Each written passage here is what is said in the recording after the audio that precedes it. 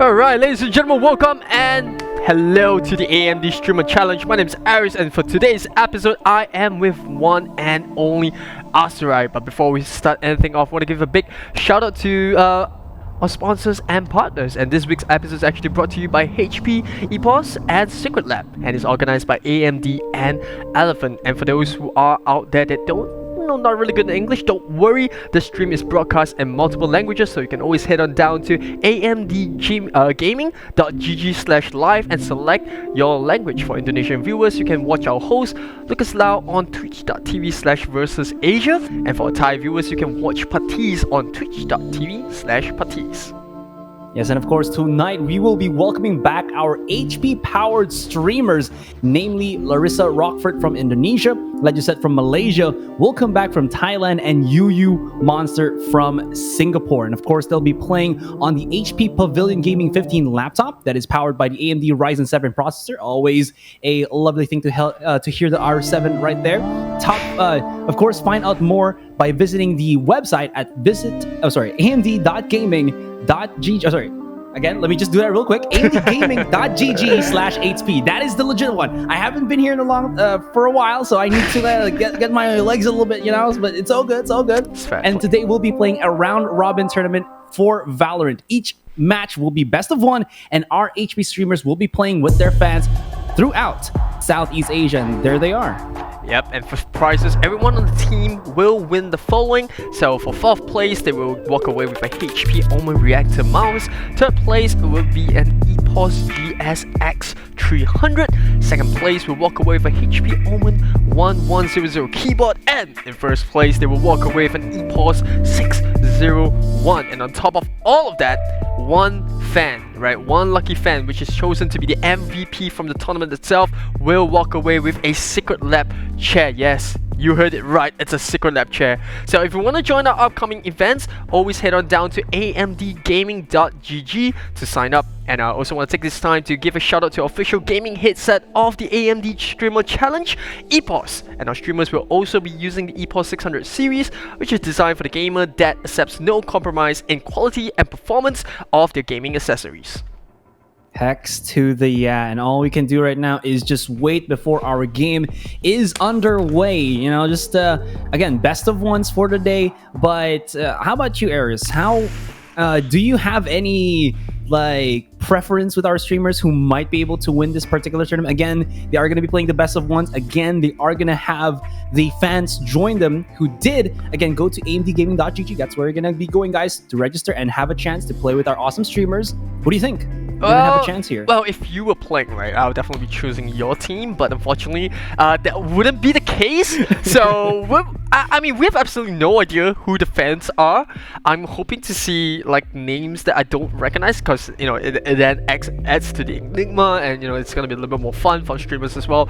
But, you know, to be honest, I haven't really caught too much of Valorant on this stream, so I can't say for sure. I'm just gonna go for Yuyumonster just because I'm from Singapore, and, you know, you gotta rep for your home team, right? You gotta rep for them. So I think I'm gonna throw that question over to you because you're a little bit more of a neutral party this episode. That's true because there's no Philippines here, so I can't be also biased towards my own land of origin.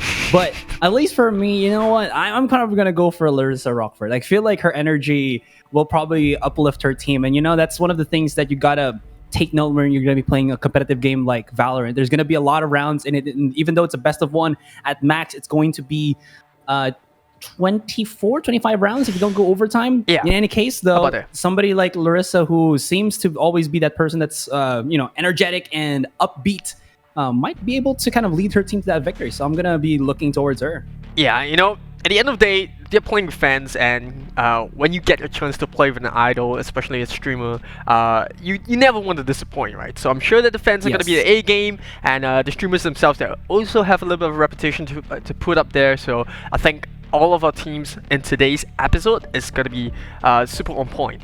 Hopefully, right? You know, things do go wrong in games, so hopefully that doesn't happen.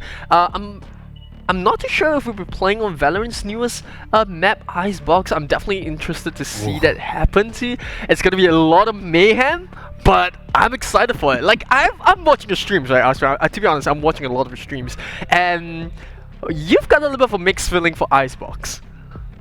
Yeah. Honestly, I actually really do like the map, but there is so many things to kind of work around it, because like one of the things that you have to again take note when you're going to be playing a tactical shooter, right, is that you have to know the angles on the attacking and defending side, and that's a little bit more obvious with the so-called kind of one-dimensional maps with the 4 standard right now for Valorant. But when Icebox came out, there's like a plethora of these angles that you have to deal with, especially when you're up against Omens, Jets, and Rays, who can reach those top parts compared to non-mobile agents that don't have the teleport, don't have the dash, don't have the updraft to be able to do that. So there's really so many things that you have to take note when you're going to be playing an Icebox. But that, I think, what makes it into such an interesting map, because there's so much replayability as well as strategies that you can employ that's different every time you play it. And hopefully we do get a chance to test that out, and maybe hopefully there's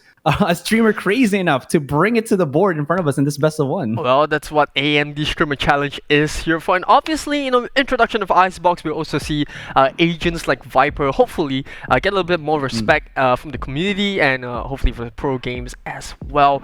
You know, but that conversation itself is for another day, because you know, Viper's always bait. You gotta put that into respect, right? So I'm just putting out there. But for more information on the AMD Streamer Challenge for today's episode, for the first match, we're gonna be seeing Malaysia versus Indonesia. So that's gonna be an interesting one, because to be honest, I haven't really seen Josette play too much, so I can't say for sure, you know, how she is, but I'm sure, like I said, you know, the fans and the streamers themselves, we're trying to be on their A game, so hopefully we do get a bit of a challenge. How about Larissa Rochefort? You were rooting for her, so what do you think about this one, Malaysia versus Indonesia?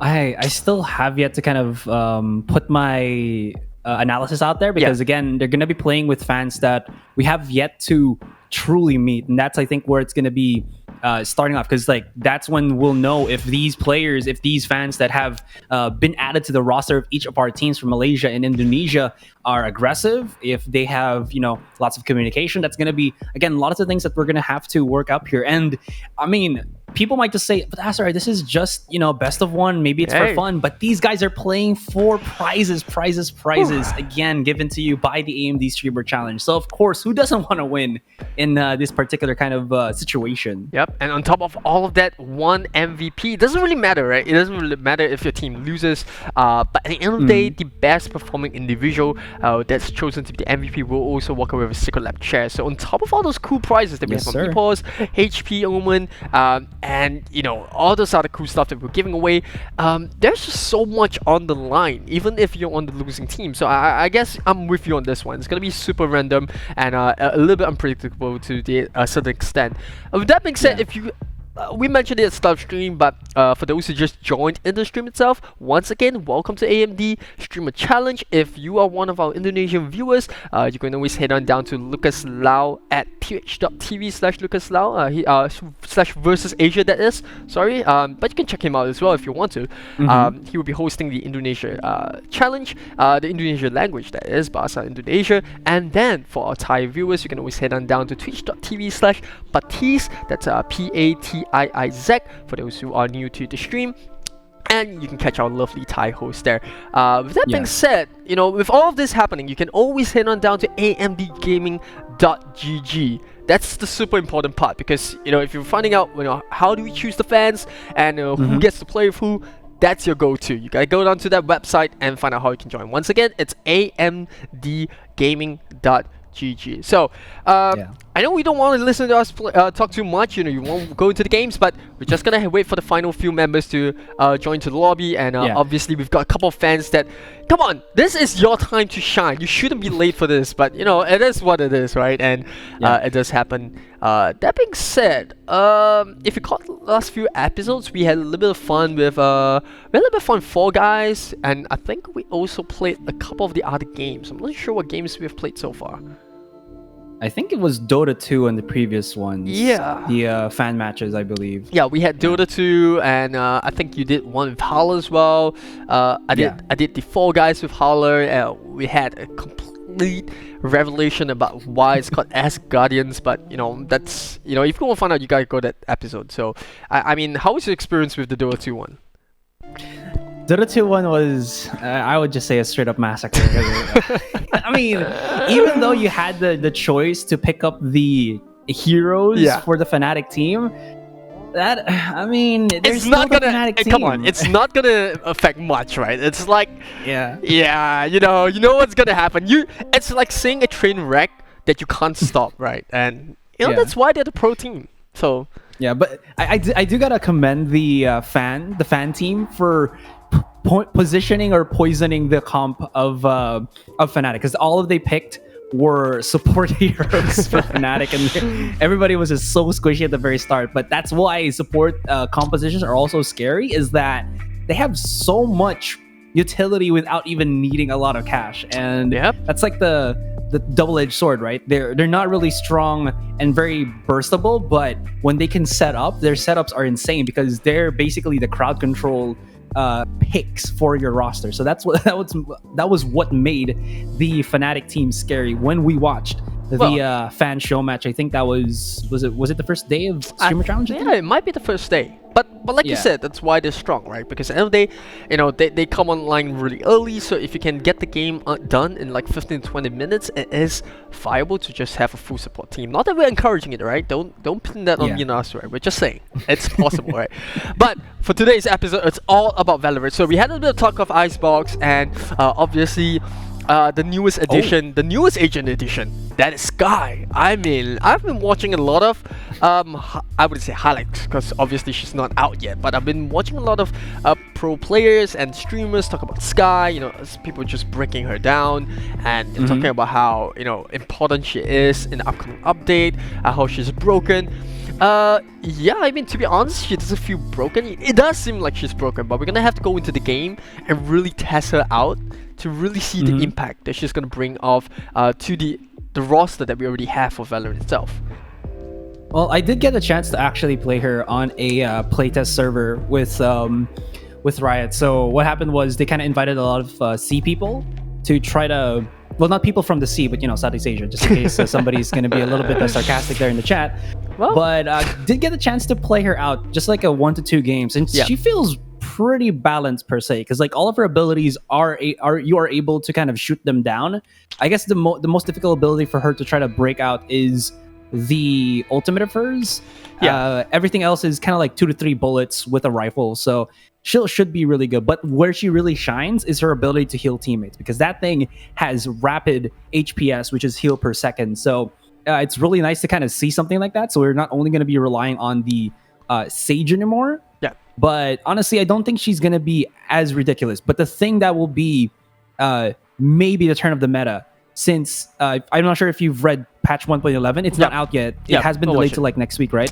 Yeah. So there's going to be probably a turn. Yeah, exactly. So there might be a turn towards the flash meta, where we're going to be seeing a quadra flash comp, like a Breach, Sky, Omen, or maybe Reyna and Phoenix. Yeah, exactly. It's gonna be like the crazy thing, because like you're gonna be blind basically the entire time. So I'm not sure how you're gonna try to deal with that composition, but it's gonna be exciting once it comes out, because that's gonna make it so that to be honest, Phoenix already has 2 flash, and you've got Reyna that has 2 flashes as well. So that's already 4 for 2 of the flashes, and then you've got Breach, and on top of all of that, they extending the amount of flash that the Breach has as well. So it's currently like 1.75, 1.7 or 1.75, something like that. And then they're going to increase it to 2 seconds. And on top of that, you got Sky that's also has a flash in the kit.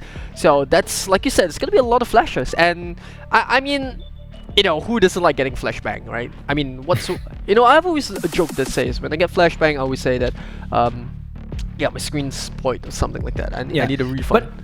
But I think that's where it makes it really good, because like again, people might complain about the flashes, but if I may, if you compare this to CS:GO, everybody has a flash in CS:GO. Like that's 2 flashes per person. That's true. So at max, that's what 20 flashes per game, or per round rather.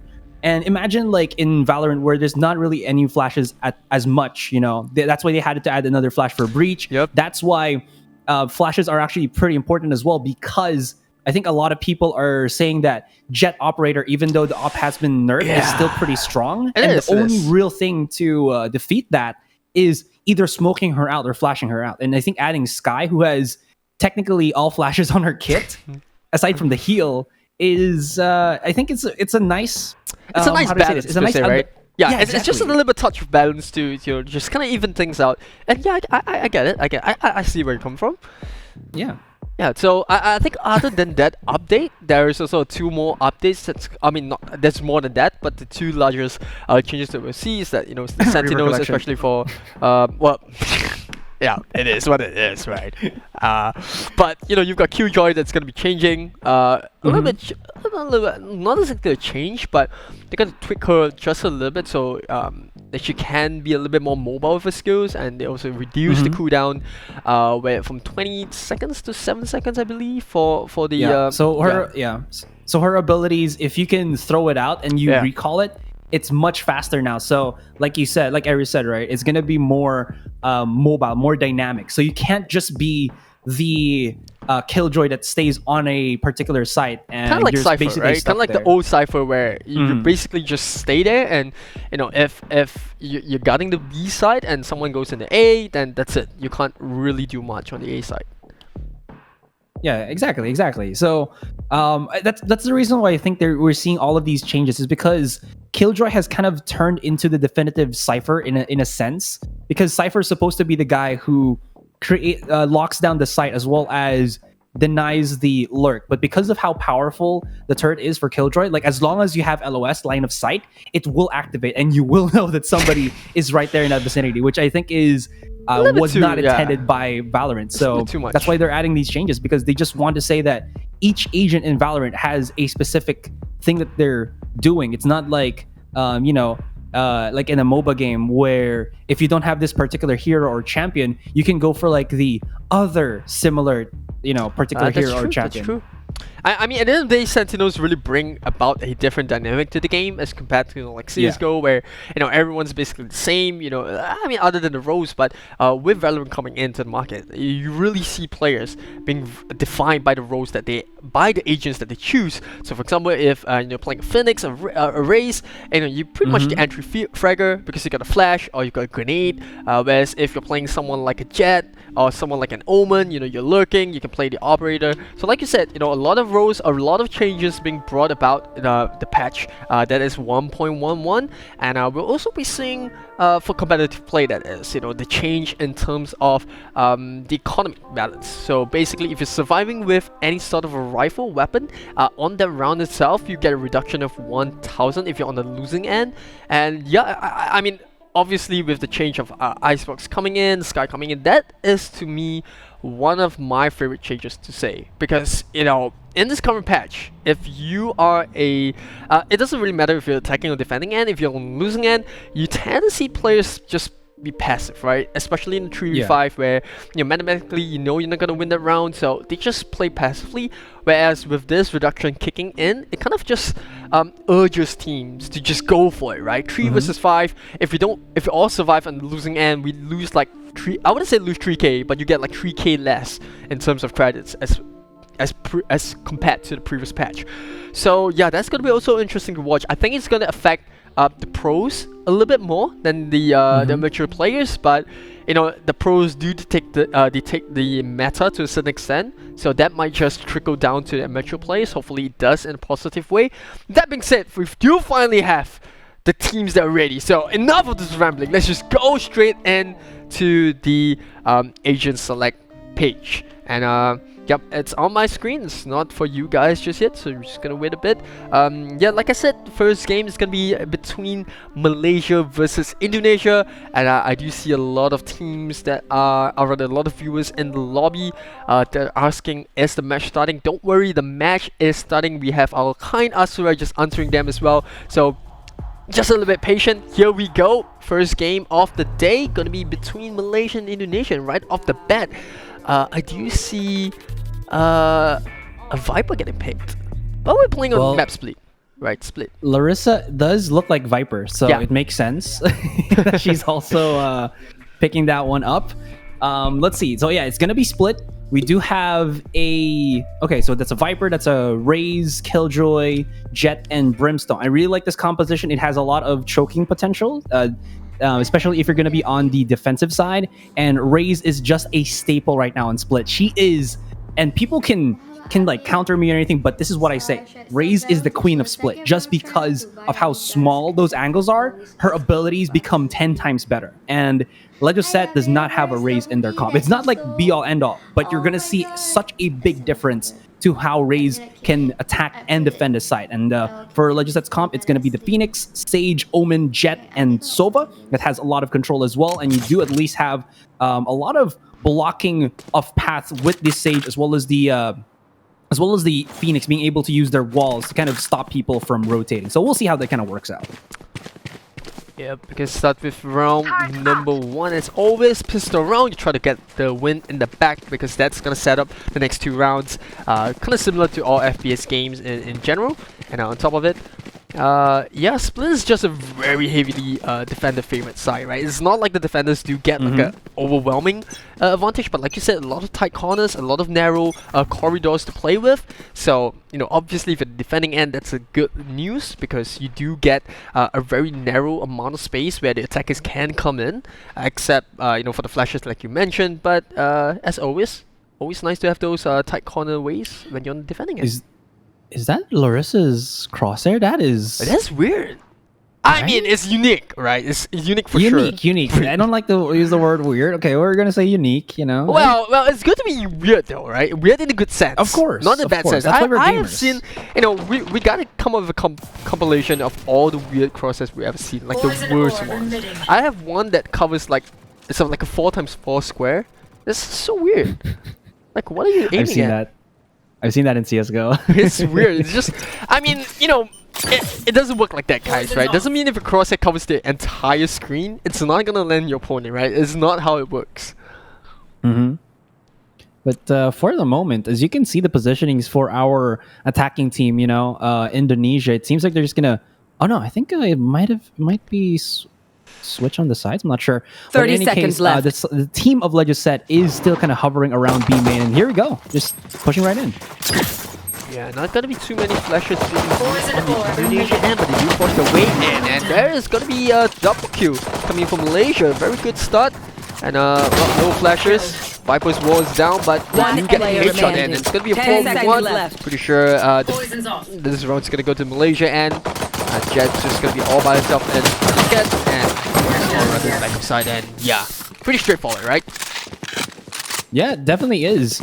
That straight dash, and then you don't have any utility to kind of flush out the defenders as they're going to come out from rafters as well as on site.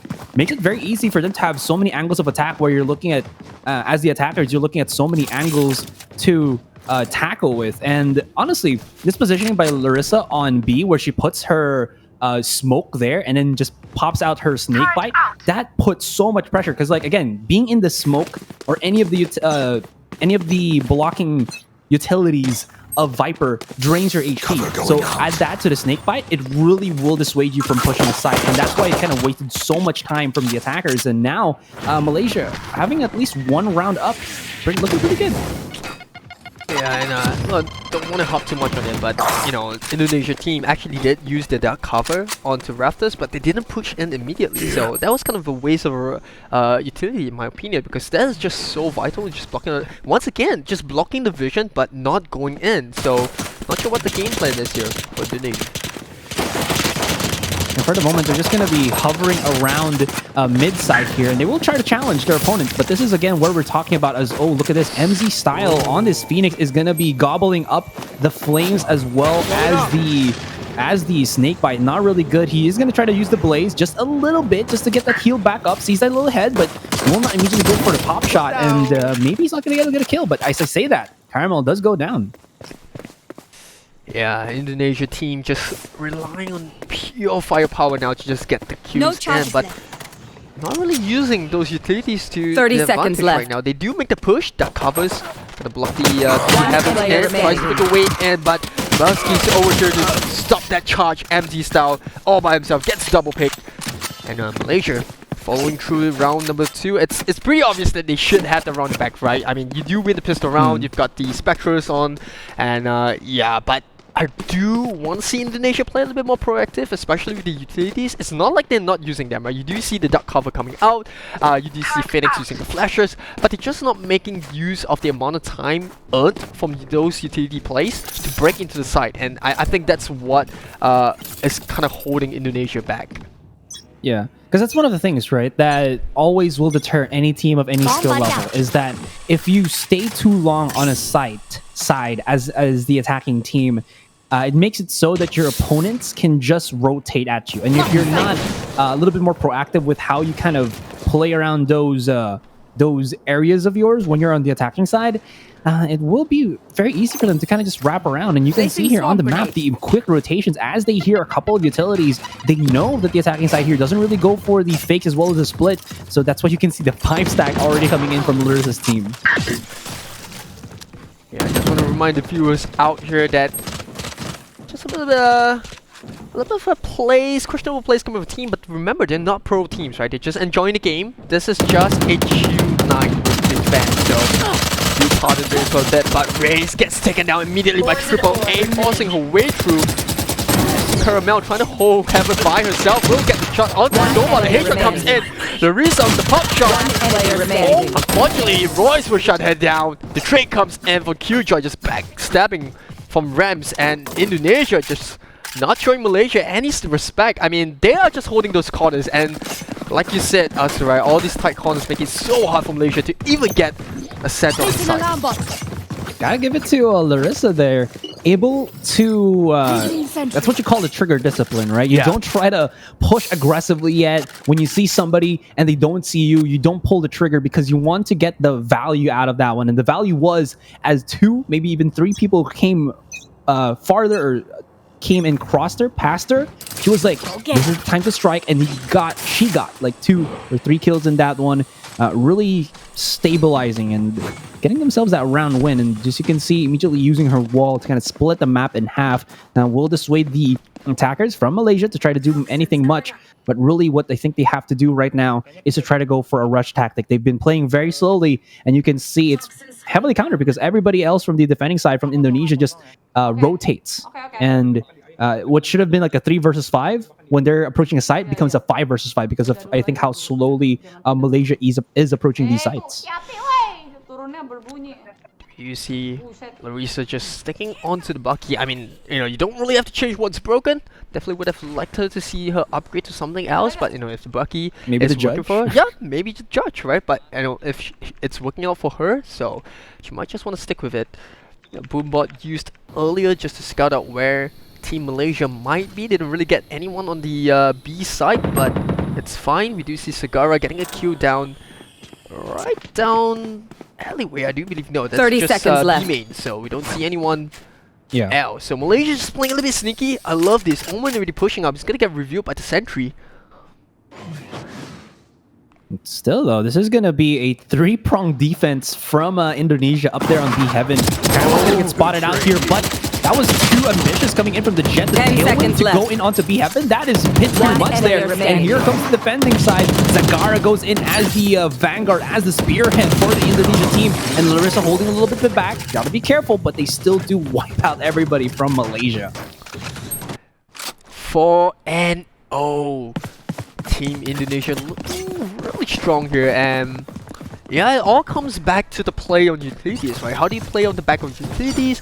How do you manage game time? And more importantly, Indonesia just trigger discipline, and not only that, they're not dashing out the side. That's the most important thing that defenders are doing on the map of Split. The thing about Split is, if you give up one of those sides, it's super tough to retake, right? Where it's easy for the defenders to hold, when the attackers do get the plant down on post plant, then it's super tough for the retake. So yeah, I mean, you gotta give props to Indonesia to just hold the corners, not dash out, not be greedy, and just make it tough for Malaysia to even break in. Sagara really holding the corner like that. Khan will be going for the pop shots, but immediately not gonna try to re-peek that at all. Triple A13 is already at B main, but the thing that he's been doing, I think, through the dashes really isn't really helping their case out. Sagara backing away smartly here, already down to half HP, and Triple A13 is setting up a couple of cloudbursts. Let's see if he's gonna try to go tailwind dash into behind pillar. Maybe catch some people off guard, but this is a lot of commitment of utility. They got to make something happen here. Yeah, Recombot used a little bit efficiently, in my opinion. Not going to review too much on the defenders end, but he gets spike planted down, and immediately Con getting the recon off. They do get the double kill, and this is going to be tough for Malaysia to defend the retake. Alive, the dash will come up, but it's not enough. Oh, another round by Indonesia, and they're just making it look so simple in this point of the game. What happens if the MVP is Larissa? Wow. Well, that is a question where I'm gonna listen to the admins to answer, but well, that would be interesting though. I mean, the scores are pretty tight. Yeah, because hear me out here. It's 5-0 already, and the reason why I feel like right now she's becoming the MVP is her ability to kind of just know where to drop her snake bites. And surprisingly, from Malaysia's side, they kind of been, kind of dancing on the sludge, and they've been taking unnecessary damage. But again, there is some really nice distance or radius to that particular ability of Viper, which I think, Larissa is using to full effect. And when she sees somebody coming into the site, she's like, I gotta activate this immediately. I gotta try to chip away at their HPs with my, toxic sludge. And it's working. And you can see her deal some damage. Not only that, her ability to get kills with the Bucky is also fantastic. It's like, nobody should die with the Bucky at that range, but Larissa makes it work. Not really too sure what all of that was, but I don't think anyone's gonna get caught up by the orbital strike. A little bit of a waste in my opinion, but it does delay the push coming in from Malaysia. I think it's gonna come down to just add on to that pressure. We do see the toxic walls coming up, but Team Malaysia once again running the clock down. 50 seconds. Flash gonna come in. Blocked by the cloudburst. Oh, but there's that little gap, and it's more than enough for Caramel to get a kill. They do get a return kill, so they do bait out with the revive. Constantly pushing into heaven. But Spike is down. Oh, the molly! It's a double kill! What's happening? Larissa will get another kill with the buckshot. And now Royce is all by his own. Will this be an ace? No, Sagara's gonna shut that ace down. But Indonesia 6-0. We might just be seeing a walkover here. Well, not exactly a walkover, but a one-sided affair. At least one of the teams will be very happy with that. So this is what makes Split into, I would say, such a heavily defender-sided map, is because, again, because you have to try to approach these sites in that type of fashion where, you know, the path to A is pretty straightforward. You have to go through A main or a ramp to A main, or again A site. Yeah, makes it very easy for the defenders to just kind of funnel in their abilities. And when you're the attackers and you're kind of forced to go through all of that, you take these damage without even challenging the opponents, making it very easy for them. Now Zagara seems to have kind of went a little bit too aggressive, and now he did lose his life there. That's going to allow the attackers to go in, but once again, it's the Larissa Iron Defense on the B side, that wall of hers, sorry, that toxic cloud of hers, forcing the opponents to just respect it a little bit more and not aggressively push through. Yeah, Indonesia just doing so well with defenses, like Asura said. The combination of the incendiary grenade, and not incendiary grenade, but incendiary molly, as well as the stink bite coming in from Larissa herself, is just too much for Malaysia at this point in time. And we do see Omen just gonna be using that ultimate of his. Gonna be going right into CT base. We might have a situation on our hands, but Team Indonesia not taking any chances, making sure to check those corners. Con does get one kill on the bot. Oh, those darts are not gonna land its mark.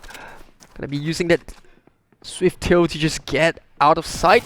Marissa's gonna come in with the buckshot, but it's too far for her to handle. Doesn't matter though. Bossy's gonna come in with the ghost to get the kill, and now he knows there's something pushing in. Team Malaysia, what are they doing? They're going for the side. That's going to be shot. Oh, the spike actually does drop right in front of him. The second shot comes in. He's not going to get the miss down here. And, well, what was that? Royce will lock in the round for Malaysia, but for a moment, playing too close to the fire there. Playing too close to the fire. They kind of almost threw an advantage that the Omen did for Team Malaysia, where he got one kill plus the distraction there. That was risky, but Sage, Malaysia side, able to still get that clutch, is going to be around for them. And 6-1, nothing to be scoffed at, especially if you're going to be on the attacking side in this type of scenario. Every round is definitely a win for your end. And I mean, the tables might turn. We are only on the first half, and it could always change depending, or rather when we go for the side switch, which could show the weaknesses of the Larissa team from Indonesia. Let's check. At least getting that one. Pretty good. Yeah, but at least it isn't a 16-0. So, you know, that's a little bit of a consolation for Malaysia for now. But we might just see the tables turn when they take the defender's end.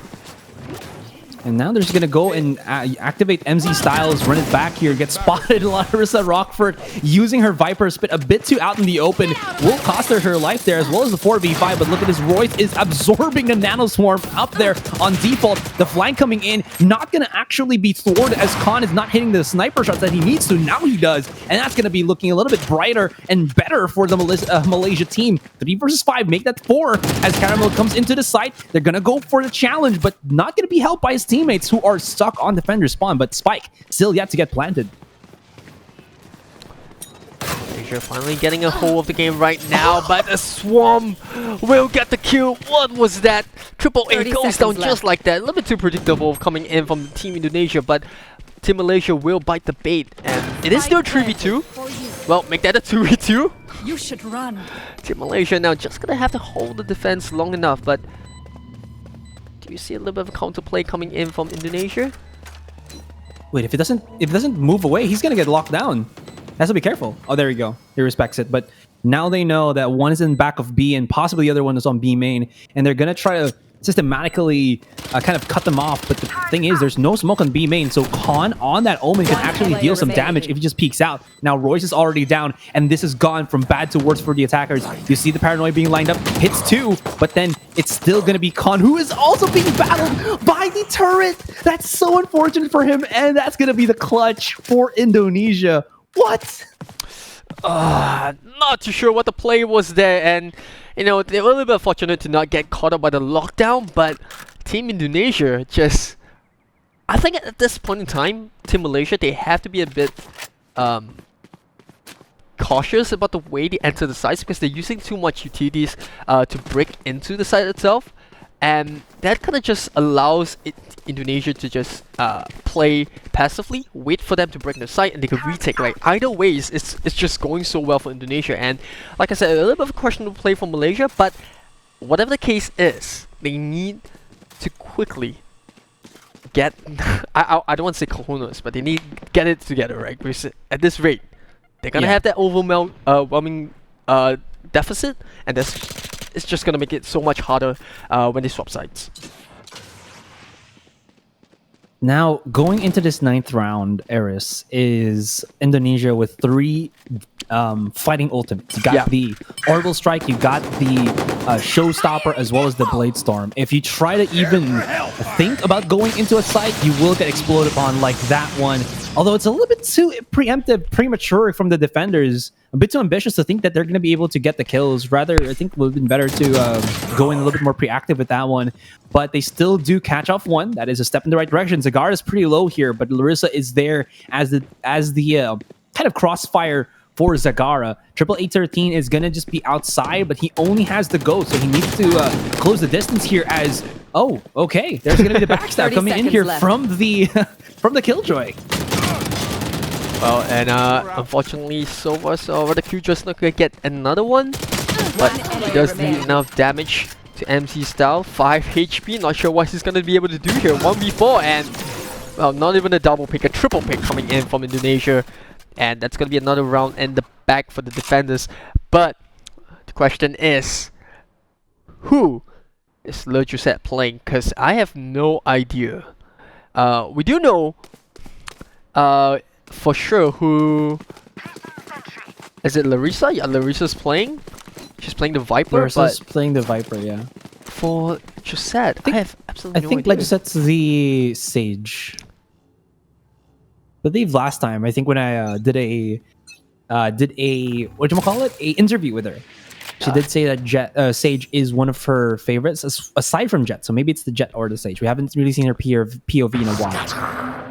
We're just gonna have to wait for that to appear, but for now, Zagara's gonna be holding A ramps.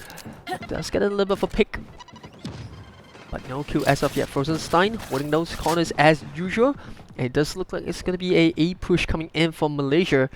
And finally, we do have the names of our streamers up there, so here we go. Larissa, Team Indonesia, Josette and Malaysia's, and Zagara pushes right through the smoke, the double kill, the spray down onto the corner once again. Oh, the recoil ball comes in, but it gets enough time for Zagara, and it's gonna be a quad kill. We haven't seen an ace just yet, but Zagara's starting to pop off on this A side. It's very close to getting that ace. We've seen like what, 2, 3, 4 Ks already from the side here of Indonesia. Larissa Rochefort's team. Josette's squad kind of struggling here to kind of figure out what to do, and these angles where Zagara is sneaking up, they're not really, you know, sniffing it out, and that's what's allowing Zagara here to get these really nice sneaky little plays, and they're struggling. Seems like their strategy right now is kind of alternate sites and think about, if we can't try to go A, maybe you can try to go B. Royce is going a little bit bat crazy here on B main, as he's hoping that maybe Zagara is going to go for the peak and the pre-fire could be something, but this could be a proper push onto B. There's nobody really defending here, but I think they're getting dissuaded again by, yes, it is the Larissa Rochefort Poison Cloud.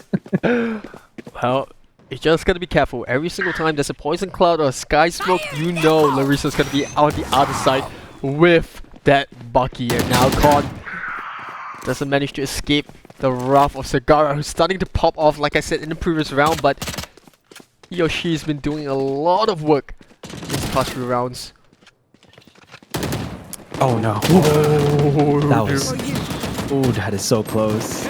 And, I don't know, MC style, questionable there, but does get the kill onto Sagara, and finally, Team Indonesia once again finding themselves on the back, but Caramel will get the kill, double kill coming in onto Royce, the flash comes out, MC style making plays. Oh, questionable, but gets the job done. One more kill from Freya. However, it is Larissa herself that's gonna shut this down. She's like, nope, you know what? Last round get the job done.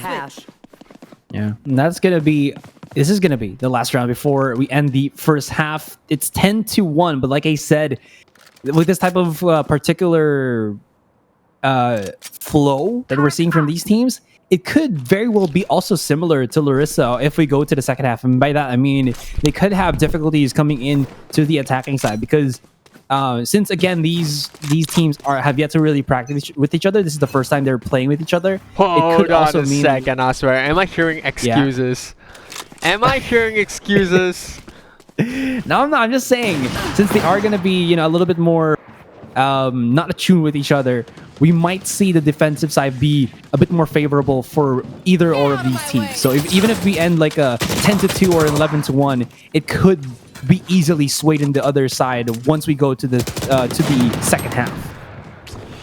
All right, and while Asurai plays the diplomatic card, we're just gonna take a look at what happens in the game right now. Well, finally, Team Malaysia just waking up. Josette, wow, the shotgun coming in. I'm not too sure which agent is she playing, but it doesn't matter because it's a 5v2. It's gonna be super tough. The Sky Smoke. Oh, it's the Molly that once again will get the kill. Con playing the tightrope, but will get shut down by Frozenstein there. The lockdown coming in, and how long can Royce get revealed by the sentry?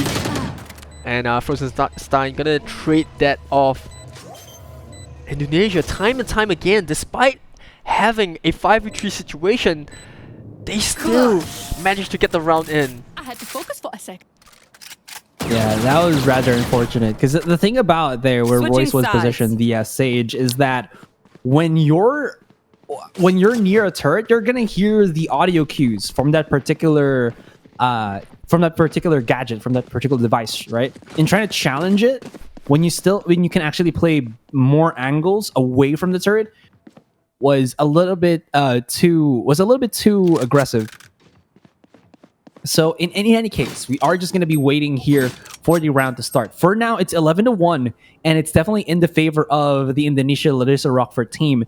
But I mean, again, like I said, it could always flip the switch. Malaysia with Josette, they are going to be at least spreading themselves out a little bit here, but the Sage is still in base. Gotta be careful because now the round starts, and even a few seconds lag behind could mean you not defending properly against the site. And as you can see, the attackers are just going to go for a split on B, and oh no. Yep. First time once again accurate with those taps. It is a full push onto B Heavens, or as rough as some of you guys might just love to call it. Backstep coming from Con, the lurker as always. And well, Team Indonesia just forcing their way in. Questionable play coming in for Caramel. MC Style will get one off the board. The wall comes up. Boy not being able to make any plays right there, but Team Indonesia, they do have the spike down as of now. No smoke's gonna come up just to block those visions. And the decay will kick in, but as they said, pros don't fake. Will he go for the daring defuse? There is no back of sight reach. You see a little bit of a double defense coming in some sort. Crossfire will come through. Oh, he dashes right through and they get the job done. Malaysia will get the pistol round on the second half, and this is so vital for them. One enemy remaining. Diplomatic answer. Okay, you see that? The defensive side, man. Hey. I told you. It's split. But look at the score though. Sagara just carrying, I wouldn't say carrying the team because every single one of them do have a double-digit amount of kills. So Team Indonesia pretty balanced out. Team Malaysia are starting to kick their life in. For the viewers out there, remember this isn't a tournament, it is just a streamer challenge. So do cut the game with some slack. But I'm pretty sure this is a little bit of a fun time for the streamer. Hopefully, fun time for the viewers and the streamers themselves. I'm having a fun time. I'm trying to figure out what's going in their heads when they try to go for these plays, and it does seem to be like it's there. Yeah. The thing right now that they're kind of struggling, from what I could see, is I think it's about finishing the round, right? Because they do get the there you plants go. down. They do get the plants down. Right here. You know, they do get the frags. It's all about trying to finish the round. So, I mean, it's easier said than done, but it is what it is. And but for the viewers out there, remember, you can still take part in the next few episodes. All you have to do is head on down to amdgaming.gg and sign Out of up. charges. And you might be the next lucky participant. down. And who knows, you might find yourself walking away with all these cool products that we're giving away into this episode. That is so true. I'm using how many? 2 of the products that are already being up for grabs. So I got the Secretlab's chair and the EPOS gaming headset, and it's nice. And props, we actually have the same color. I thought I was the only one who had the white and bronze accent, but now it's pretty nice. But Zagara, though, showing how pretty nice he is as well with catching people off guard time and time again. Yeah, I mean, that's the reason why he's at the top frag as of now for Team Indonesia, but 30 seconds left. A side's open for Spike business, planted. and it is a fairly easy entry for Indonesia. Larissa still alive with not too sure if he's holding the Bucky. I wouldn't recommend Bucky for attacking air, but Zagara with the backstab, you mentioned about it. He does get the headshot in. Has to be very careful about how he wants to pick out the A ramps. But Khan's gonna get the job done with the Ghost. They still have a couple of 3Ds in play. And I think Ballsy kind of just disconnected for a second. Bomb grenade out. But Larissa, yes, she will hold the Bucky. But doesn't need it as Bronstein does use the split shot on the Closet. You tried. And well, Team Indonesia, another round the back. It is match point though. Oh, that Match point. positioning from, I don't know, that maybe the disconnection for the Jet was pretty bad, because that means that the site was already open coming out from elbow, made it easier for the for the attacking team here to just kind of solidify and just end it all. In any case, though, we are, like you said, on match point, and this is looking much worse. But the Josette's team still do have some cash to work with, but they have already foregone defending the A site, and that's not what the attackers are planning for. They're actually going to go for A, and maybe with that Roomba, that Boombot, going to be looking to kind of make some noise on top ramp that will force the defenders to try to go for the rotate. But this lockdown is going to force them to just wait a couple of seconds before they can try to retake the site, because right now it is on total lockdown, pun intended.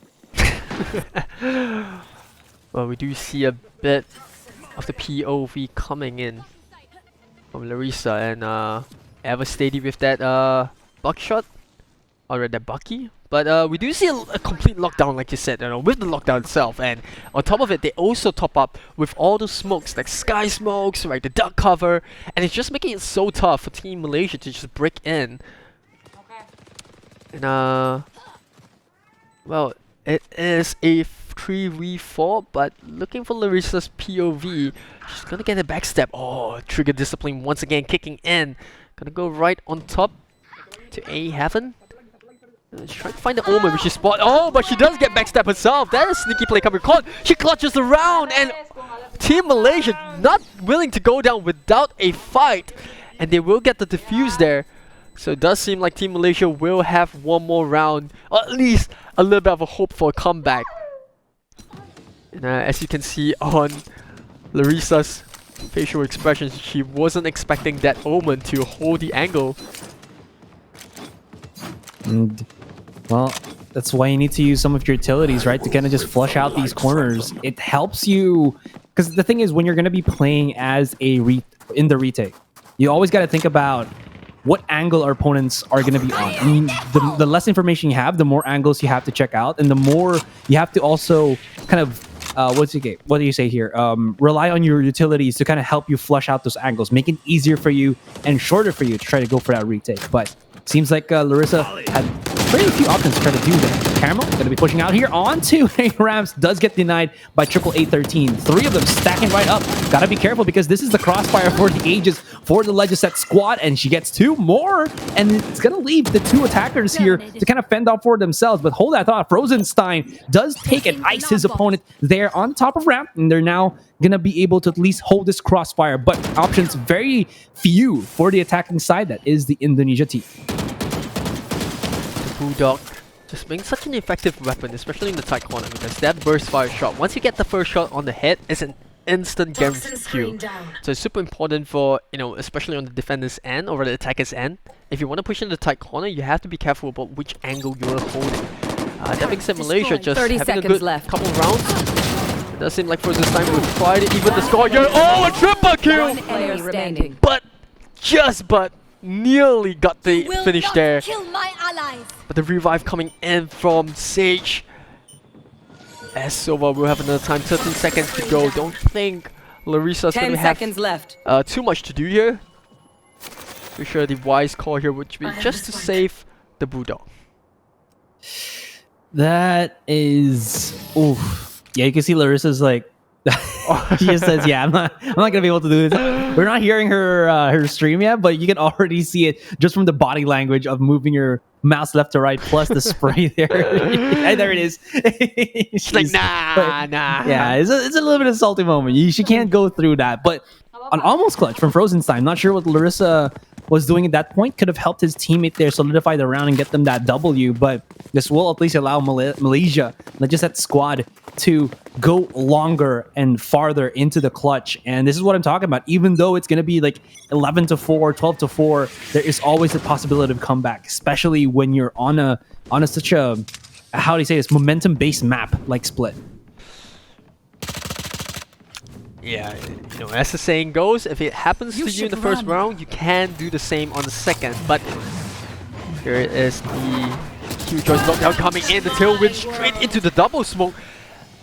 And looks like Viper is going to activate the ultimate as well, just to get extra lockdown that they need. 2 enemies detained, and that's going to give a lot of information. The Paranoia will come up, and Colm will get the easy headshot to Caramel. Gonna make something play happen here. Get spotted out by Frozenstein. No mistake on the Sheriff. And the running back will be used. However, his body is kind of exposed as of now. Not much that Malaysia can do, but try to hold on to this round. Larissa herself is pretty low in HP, but she is trying to stay in that pit. Wait, they have to try to go for the defuse. What is? Hello? Wait, what? Team Malaysia? Josette? That is... Wait, do they know this is match point? Wait. Do they know that they're on the defending side though? Oh, hello? Oh no. Oh no. Oh no, GG. Oh, come on. GG. Oh. Attackers win. Well, that was a little bit of a killjoy moment. No pun intended, but looks like we have Team Indonesia winning the first round. So as real as it seems, here's the scoreboard for now. Segara at the top, but we've got so much more to discuss about that. Let's leave it just for a little while, right? Let's take a look at scoreboards as we have it. Segara and Frozenstein doing very well. Frozenstein started a little bit slow in the first half, but in the second, especially when she was holding on to the, or rather she was holding the ARAMs, did a lot of work with the Bulldog, and well, that was the reason why we do see 22 frags from both players. But we gotta visit the issue that we are facing, Asra. What was that coming from Team Malaysia? Did they know that that was match point? I don't know. I'm pretty sure they didn't know. That had to be the case. Yeah, it had to be the case, and they were running away. But the thing was, I think there was a lack of communication there. Because the thing here is that if you damage an opponent and you die, you see immediately on the combat report how much damage you've done. And if they add that up, they would have known that Larissa was already at 30-ish HP, which even though through her Viper pit is still worth the risk of trying to go to. And even more so that it was the last round, and even more so that they had to go to the 2v1. So there was everything in the side of Malaysia, and well, it could be the MVP, right? So maybe one of them was saying, you know what, I want the MVP. Neither of them were going to give up. They were like, you know, this is a little bit of a lost cause, right? There was just too much of a difference between us and the opponents, so let's just go for the MVP. And well, obviously, me and us were just kidding around. We're just just having a little bit of fun. It is the streamer challenge after all. Don't worry, this isn't competition, but it is the round robin. So let's take a look at the updated scoreboards for now. Team Larissa Rochefort, she is leading Team Indonesia. They do have that 1-0 against Josette's team from Malaysia itself, so that is in the back. Meanwhile, we have Willcomeback. I do believe that she is from Singapore, or rather Yuyumonster from Singapore, and unfortunately they do lose against Team Thailand. headed, or rather spearheaded by Willcomeback. So that is that 1-0. Yeah, so at least we're seeing the matches form out here. And I believe when we do come back, it is going to be Singapore up against Indonesia. So that is going to be Yuyumonster up against Larissa Rochefort. So that's something to also look forward to. Just got to say that side view is really good to showcase the headset. No, don't worry about it. Because, like, again, we got to showcase how good this thing is. It's so amazing. This thing looks. Like, look at that. Right? Because the white, because there's like a plate, right, on the side here that you can change to white. It's also included in the box. Let me see if I can get it. But oh, yeah, go for it. But honestly, the bronze accent, or I don't know how you call it, bronze or brown accent, just makes it look so robust, so rustic. And. Well, I tried. Okay, you gotta give me props. Right? I tried. But I also tried, but for some reason I don't want to rip it out. I know that's interchangeable, but I don't want to risk it because this is the better color for me. Well, there is the black and white one, but you know it's always down to have all white, and you know, like white goes well with anything else. So that's the contrast. But with that being said, you know, very well GG to both teams. It was kind of a one-sided affair, to be honest, but at least now we know who the team is to watch out for, and that's going to be Larissa Rochefort as the rest of Indonesia. But we also saw that Willcomeback from Team Thailand also did have that 1-0 over Team Singapore, headed by Yuyumonster. So that's going to be interesting when both Team Indonesia and Team Thailand go up against one another. But that being said, I do believe that we also have more matches to go on. Yes. Again, I think the next one would be Singapore versus Indonesia, and then after that is going to be Thailand versus Indonesia. So again, this is a round robin affair, so that means that we are just going to be looking to see who has the most wins and who has the most round differences if we have a tie, if I'm not mistaken. So it's not a kind of up until finals tournament. It's more of like how many games can you win and how many of those games can you have the round differences. So it's all going to be up to performance per game. So teams really have to bring their, well, pardon me for the lack of term, but their A game coming into this streamer challenge. Yeah, absolutely. And we also want to give a big shout out to Team HP, or rather HP and EPOS. Too many teams in the way, and just mentioning teams now, Team HP, Team EPOS, Team Secretlab. But whatever the case is, big shout out to both of them for being the, or rather EPOS for being the official gaming headset, and as you can see, Secretlab being the official esports chair as well, presented to you by AMD and organized by Elephant. With that being said, we'll go for a little bit of a short break, but when we are back, we have more games to come, so don't go anywhere. Alright, ladies and gentlemen, welcome back to the AMD Streamer Challenge. If you missed out on Game 1, don't worry, we are here for more games. So, before that, let's take a look at the standings after Round 1. So, the standings is going to pop up in the screen anytime soon. So, here are the standings. If you missed out Game 1, don't worry, we've got the results for you. Larissa Rochefort, who is heading the team for Indonesia, did manage to get a win, I believe, over Team Malaysia, who's represented by Josette. And well, the game that was played off stream, we have Willcomeback, who is part of Team Thailand, did manage to win Yuyumonster from Team Singapore. So that is the scores as of now. And remember, if you don't know how this match goes, it is a round robin. And don't worry, it's not a competitive competition. It's just a streamers challenge where we have lucky fans who managed to play with these streamers, and we got prizes for them. So in 4th place, it's the HP Omen Reactor mouse. In 3rd place, it's the EPOS GSX 300. In 2nd place, we have the HP Omen 1100 keyboard, and in 1st place, it is the EPOS 601. And on top of all of that, we also will be picking a MVP from one of the fans. So it has to be a fan, right? That answers our question from round 1. If the streamers do get the MVP, unfortunately, it will be given to the next best player, and then that lucky person will walk away with a Secretlab chair.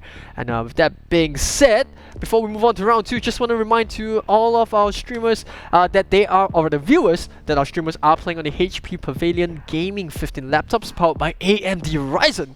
So Ryzen 7 to be specific. So you can get your own laptop and find out more details by going on to amdgaming.gg/HP.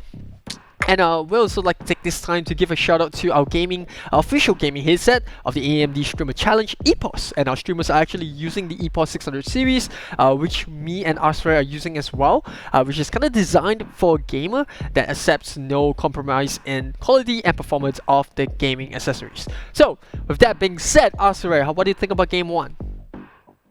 I was about to just cough, but then you just asked me a question, so I got caught off guard. No breaks on the AMD No Streamer breaks. Challenge. Oh, wait, hang on. All right, we'll give us. Okay, I'm good. All right, we're back. I had to mute myself a little bit. Anyways, that first game really showed us that Split is one of the more difficult maps. If you're not really prepared for it, you will be taken on a ride. And I think the Malaysia team kind of took a beating right there, especially with they got the tail, kind of the worst end of the sides being on attack at the very start. I think maybe if they were on the defense, you did see them kind of show moments of brilliance here and there where they got a couple of rounds when they were on the defensive side, but like you said, it was way too far gone. When we ended 10-2, that one kind of showed that Larissa Rochefort's team from Indonesia, all they had to do was win a couple more. They didn't really have to stretch their legs too much on the attacking side, and it was pretty straightforward. And that last round, my God, Malaysia has to be like biting their nails or something, because that was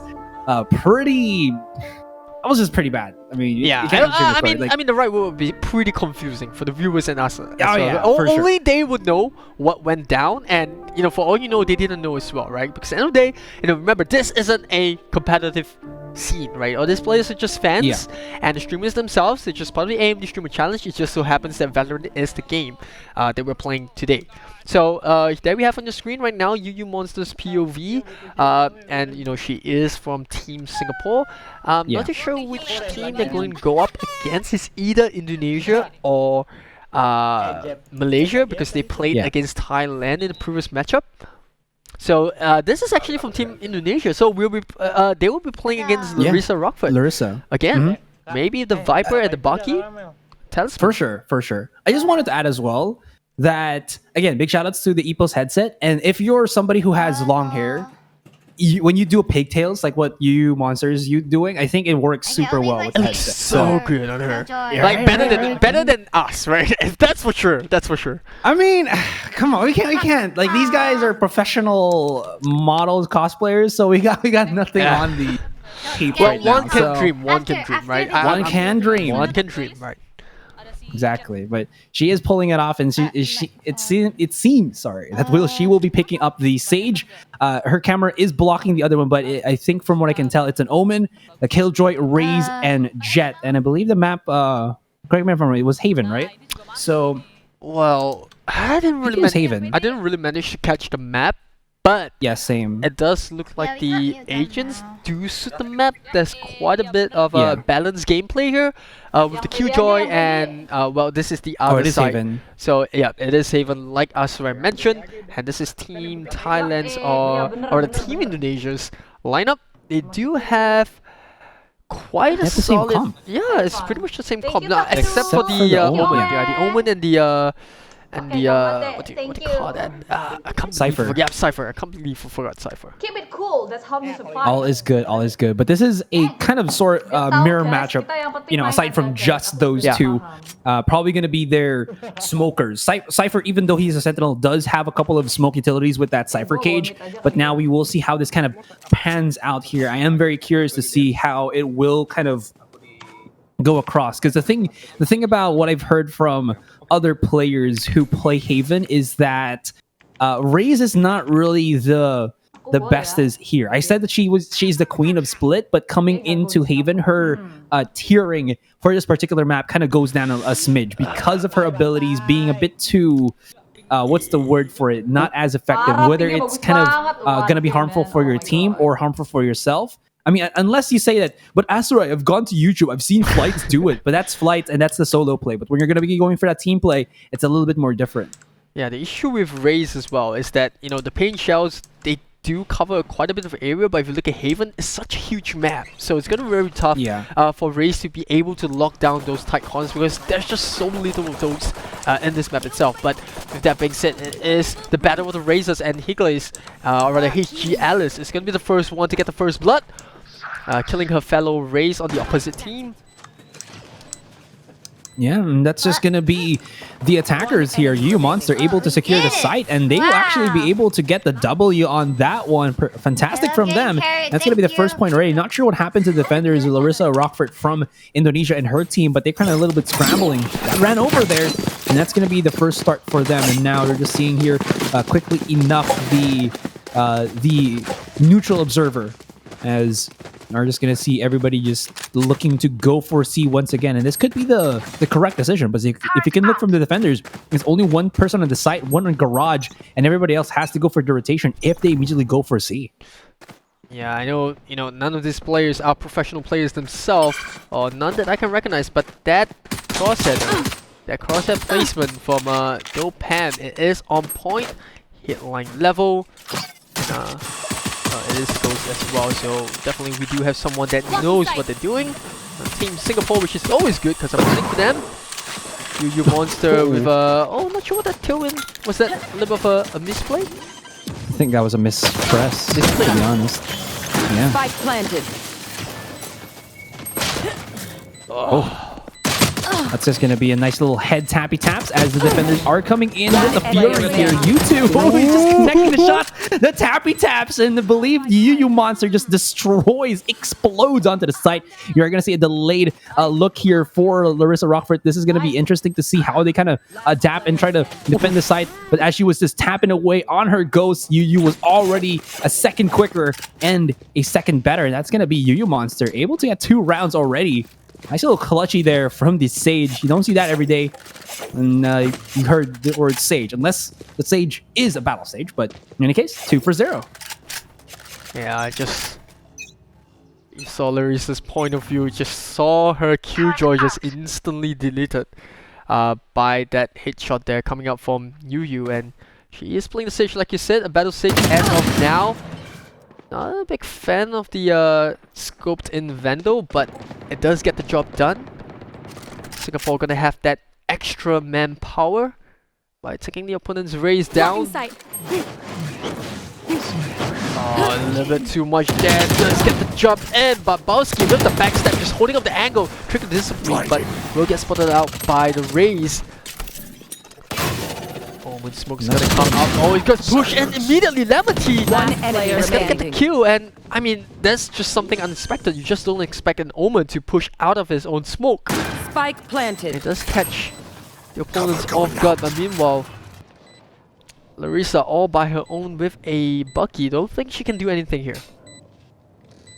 Yeah, that Bucky, even though you do have the alt fire that has a little bit of that extended range, she has to basically deal with like 3 people who would be battering down on her, and Bucky does not have the rate of fire that a Vandal or a Phantom would. So the clutch potential on this gun really does go lower and lower. But if she can connect the shots, maybe, just maybe, she can get the W. Whiffing that one against the Omen. Lemon Tea, not really up to that cause. Now, just looking at the play there from Yuyumonster's team, able to push through aggressively on mid, catch a couple people off guard, and just kind of systematically flush the entire site out. Beautiful. And that cherry on top was that, like you said, Lemon Tea pushing through the smoke and just allowing him to catch another one really did make it so that they could have gotten B without any real retaliation from the side of Indonesia. I can feel it. Team Singapore just holding their ground as of now, 3-0. You can definitely see a mentality that Team Singapore have. They're always pushing the same side, no split up pushes here. They're gonna commit to this A push. Look up the vision onto Heaven. The Sabotage gonna come up as well, and Indonesia just gonna be able, or rather not being able to hold the side. They're just gonna give it completely up to Team Singapore. But Bowski's here just gonna try a little bit of smoke. Oh, the painted shell's not gonna catch anyone. And the Jet does get a headshot with the Vandal. Lemon Tea is gonna get his job done on Rosenstein as well. Sagara, not much that he can do as of now. Killjoy's lockdown being activated. So that's gonna delay Indonesia with the retake for a bit, but it is a 5v2. It is going to be that numbers advantage for the Singapore team. Caramel putting out his Cypher Cage on his own spawn really didn't help his case to kind of cross into the middle of the site. Rather, it just made it so that he was blind to his opponents while his opponents were just pre-firing on CT. I think he just got absorbed and he gobbled up all those bullets. And unless you're somebody who can absorb all those bullets, it's not gonna happen. And oh, that is unfortunate. Larissa getting devoured by the spike explosion at the edge of it. That is not something that you would want to be seen. Like that just hurts a lot. Ooh. Ooh. Yeah, it's tough. It's tough in it. But well, for the viewers out there that just joined us, if you're wondering how you can take part in the AMD Streamer Challenge, all you have to do is always remember this site. It's amdgaming.gg. Go ahead to the website and you can sign up for the AMD Gaming Challenge. For all you know, you might be the next one to be part of the stream itself. And yeah, you might even be able to play with some of your favorite streamers that we got on today's episode. But for sure, Yuyu isn't playing around. Well, she is playing Valorant, but she isn't fooling around on this battle stage of hers. I like how you were like, oh no, I said playing around. We are playing. This is a video game. No, it's not a game. It is live. Valorant is live. That is true. That is so true. I have spent countless hours already just playing, gobbling up content on this game and trying to get better as much as I can. And I don't know. I don't think I'm still there yet, but this game is amazing. It's good. It's just being humble. We just need new point. maps. You're just being humble at this point. Oh wait, hold that thought. Is there someone on platform? Oh no, they just cleared out the site. Oh, never mind. Well, for once, Team Singapore on the back foot. Only 2 members remaining, but they do have the spike down. The Fane's gonna get one more off the board. Not sure if it's actually reversed, but Team Singapore... Hey, that seems a little bit weird. Alright, so yeah, the view is a little bit weird because we were looking at the first person view. So it is Team Singapore that's 5-0. Oh. Larissa was probably, you know, kind of... yeah, she was giving a lot of love to her chat. So I think that's why she got caught. She was already like, yeah, I'm not going to be able to clutch this 5v1. But you know what? It's the streamer challenge. Yeah. We're all here to have fun. And I'm here having fun with my chat right now. So if you guys want to check out her stream, maybe you can, you know, aside from watching this stream, because you have to also go to our website, amdgaming.gg, so that you can play with her and get a chance to win these cheeky, sorry, not cheeky. I think the better word for it is incredible and amazing and outstanding prizes, especially the EPOS 601, which is cradled on top of my head. That is just a delight to use. Really, really good. Yes, it is. And well, if you are a Thai viewer, you can always go on down to Patisse stream on twitch.tv/Patisse.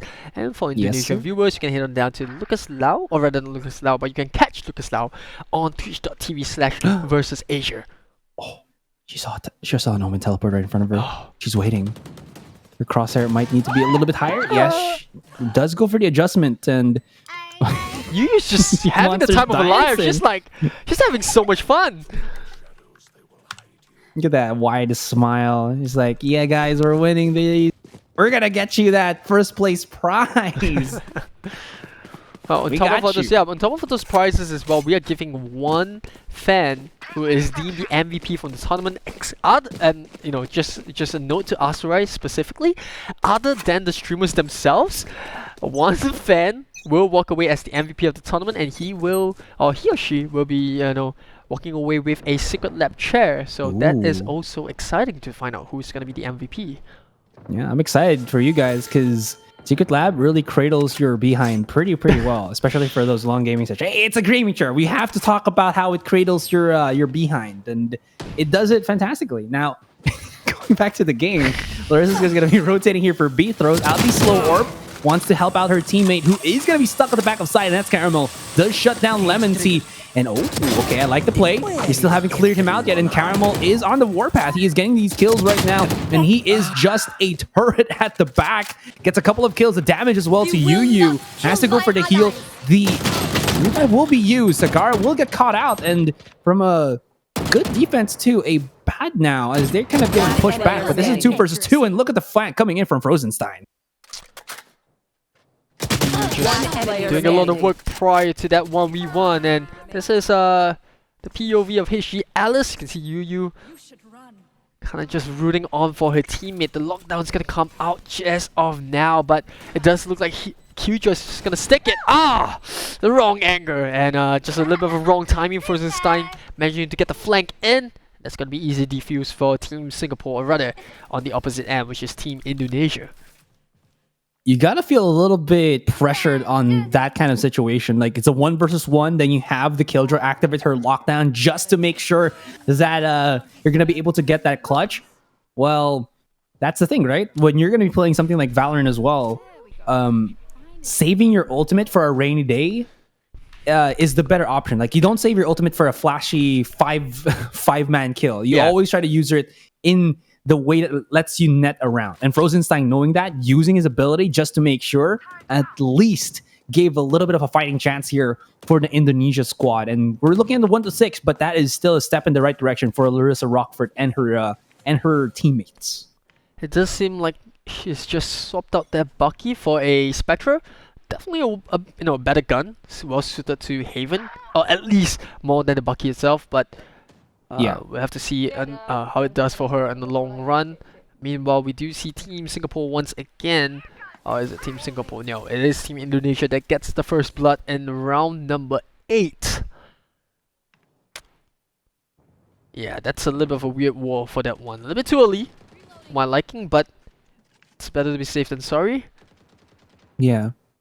Plus, I mean, the wall now does have that thing where immediately where you pop it up, it only has 400 HP. So you have to kind of fortify it for a couple of seconds before it turns into an 800 HP wall. So sometimes you do see Sages actually just pop it out just because they want to get the full brunt of that wall. But just coming out of C Garage, it's gonna be, of course, the conversion the duo here of Verza as well as the Jet. They're able to wipe out a couple more here, leaving Larissa's team to kind of fend off for themselves. Let's see how that's gonna pan out. That it's gonna be a 1-3 with them kind of losing right now and leaving it to Caramel, who is just kind of bleeding with 30 HP to his name. Spike has been planted, gets spotted out, and that's gonna be all for it. 1-7. That was amazing. Just one tap. Yeah, and well, we're gonna be able to take a look at the scoreboard pretty soon, but I'm pretty sure that Yuyumonster is pretty much holding her own weight, and yeah, it's not the most impressive of scores, but she does have 4 kills on the board, which is still fairly decent. And yeah, it's just, looking really good for Team Singapore at this point in time. It really is. It really is. And I mean, aside from them just being more confident with how they go for these aggressive plays, they are just getting these duels all to their favor. Because again, at the base of it, this is a shooter game, and if you can't hit those shots, well, it's not going to work out. And it seems like, however this is turning out, Yuyumonster's team is able to connect those as well as get the 1-up every single time against those opponents, and they're using their utility to really make it difficult for the defenders to try to go for that retake. HG Alice will get spotted out just a smidge there, smartly using her boombot as a kind of bait tool. Will not phase Rosenstein, but this is still far from over. And 3 versus 2, they have to retake the C site here, and Absa, already finding a nice cheeky little angle, does flush them out. Revive will be used here by Yuyumonster, but the thing about that is, or by Larissa, the thing about that is they still don't have any foothold whatsoever on C, and Spike will not get the fuse. It's just going to be the save for these 3 members on the side of Larissa's team. Yeah, a little bit of a questionable play coming in from the Sage on the side of Team Indonesia. That resurrection didn't really result in any meaningful conversion rate for the team that is Team Indonesia. It is, but another round in the back for Team Singapore, and I gotta give them props. Like, I know that Haven is an attacking map and all that, and it's super tough for the defending team to rotate, especially on if the spikes planted on the A or C side. But whenever you see Team Singapore push in to try to take the site, it's always decisive, right? They don't waste time in going in the moment the utilities are laid out. Immediately after the paranoia is being used, they do a full push, and it's just about efficiency here that we're talking about. And once again, the Jet's gonna get the first blood in, giving Singapore that man advantage. Here. With that man advantage, it's going to be even more difficult for the Indonesia team here to try to at least figure out how they're going to be working. But look at this. Larissa's positioning is going to be so cheeky. It still will get shut out, though. But that is the one-for-one trade as Zagara does go for the crossfire. HG Alice is going to go for the flank as she is going to be coming outside on C Garage. Going to be leaping through the window. They won't be hearing this. This could actually work into our favor as now they're coming in from all cylinders here. Lemon Tea does not get the one shutdown, and this is looking much better here for the Larissa team. Zagara also spotting out the one flank there of HG Alice, and this is still up to anybody's game. But the thing about that now, here, Eris, is that Yuyumonster does have a revive. The Absa, beautiful transition of that spray, and they'll have to guess. The last person has to guess where that spike is going to get planted down, but it's going to get spotted out here. They have to use 30 seconds onto the clock. Still does not find it because Absa is there, lurking on C. The clutch begins. Yeah, and well, Team Singapore is just gonna get the extra credit for the spike plant, but at this point in time, a lot of the members on Team Singapore already max credit. And well, you know, you can never have too much credit in your bank, can you? I'll give you credit for that. Yeah, the DJ, the dad jokes coming out. Dopamine now bringing out, of course, the zoomer banger, the boomstick, the operator. Let's see if it's gonna claim a victim here as he is just peeking out on A main. Oh, it does look like we have a raise there, and oh, that was close, but just a little bit for Whiskers away from getting that kill. That being said, Team Indonesia doing a lot better by not giving that man advantage early into the round. And Team Singapore is just going to take this one a little bit slower compared to the past rounds.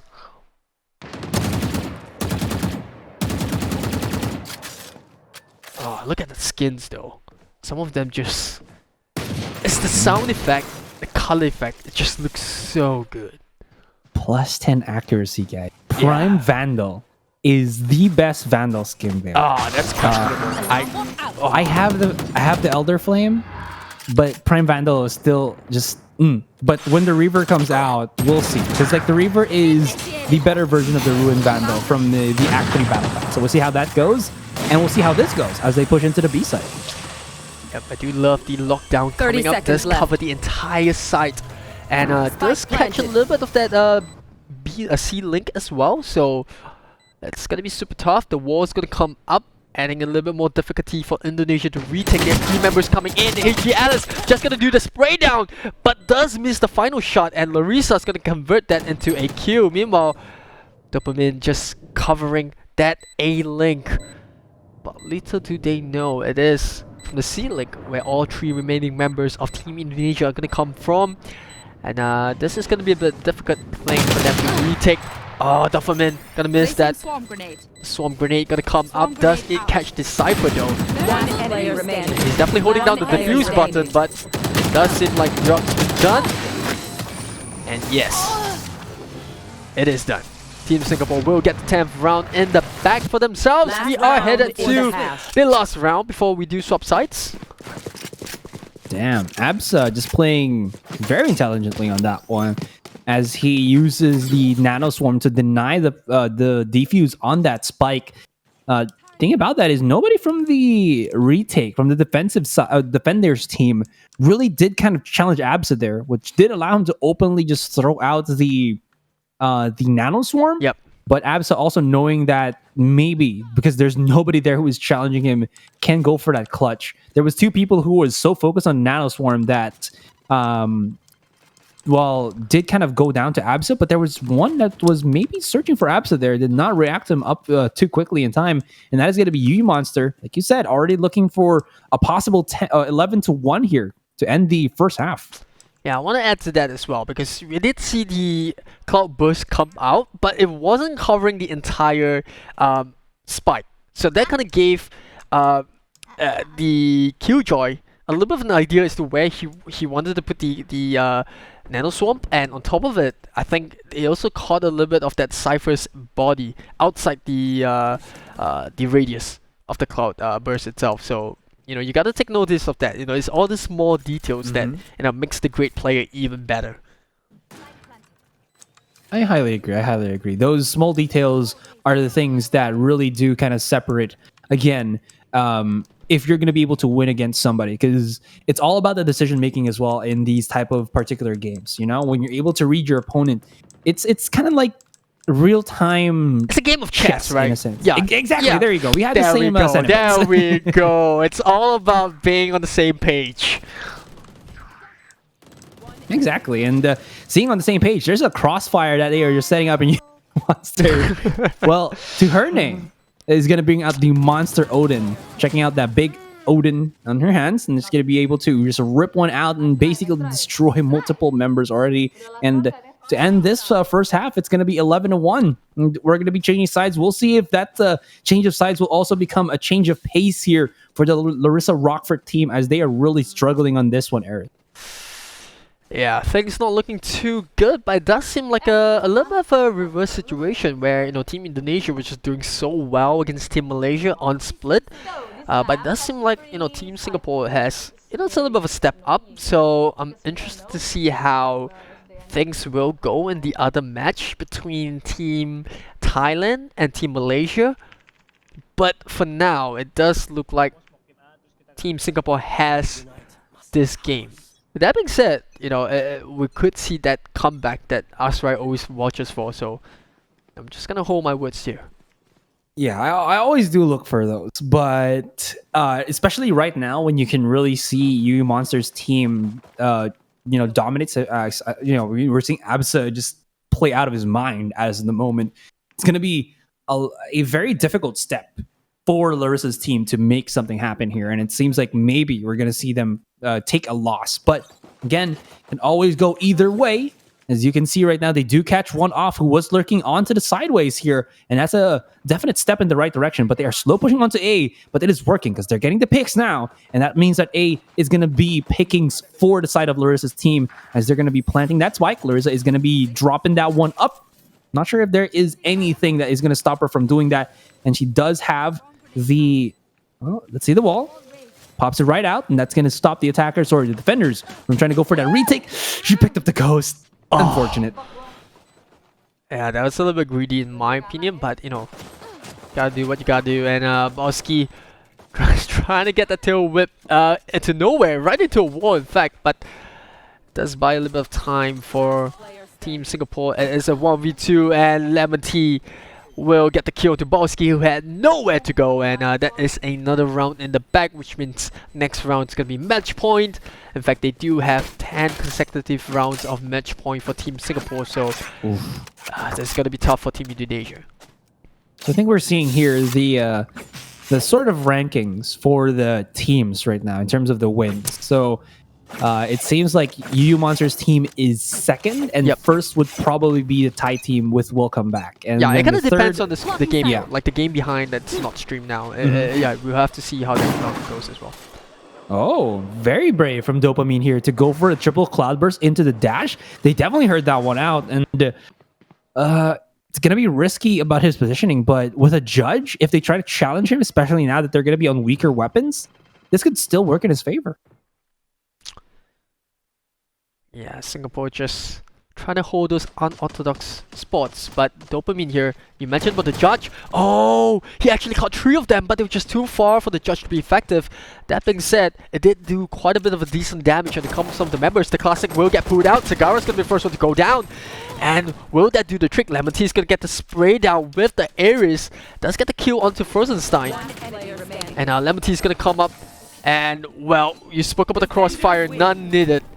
As Team Singapore will clean things up 13-1, the most dominant match that we have seen thus far into today's game, and Yuyumonster is going to be very happy about that. Well, I said Yuyumonster, but it is the entirety of Team Singapore. There we have on your screen Asba already. Is it Abzar? Abzar doing pretty decently there, 20 kills, and Dopamine doing 17. In fact, all of Team Singapore doing very decent. Even Yuyu, even though it's only 4 kills or 6 kills, she is pulling her own weight. So absolutely fantastic for Team Singapore there. Yeah, I mean, I expected it to be a little bit closer than what it would have been, but looking at how, Yuyumonster's playing, even though she's the bottom frag, you can see decent amount of crosshair placements. She's holding a corner well, the spray down's good. So I gotta say Team Singapore just looking very stacked. And that begs the question, if Team Singapore's doing so well, then Team Thailand is a bunch of monsters because they won Team Singapore, right? I mean, yeah. It's transitive property, right? That means that if you get beaten by Team Thailand and you get beat by the team that Team Thailand beat, which is Singapore, I know that's a lot of beat words, right? That would mean that Team Thailand is, like you said, a group of a set of monsters. And are we going to be seeing them after this?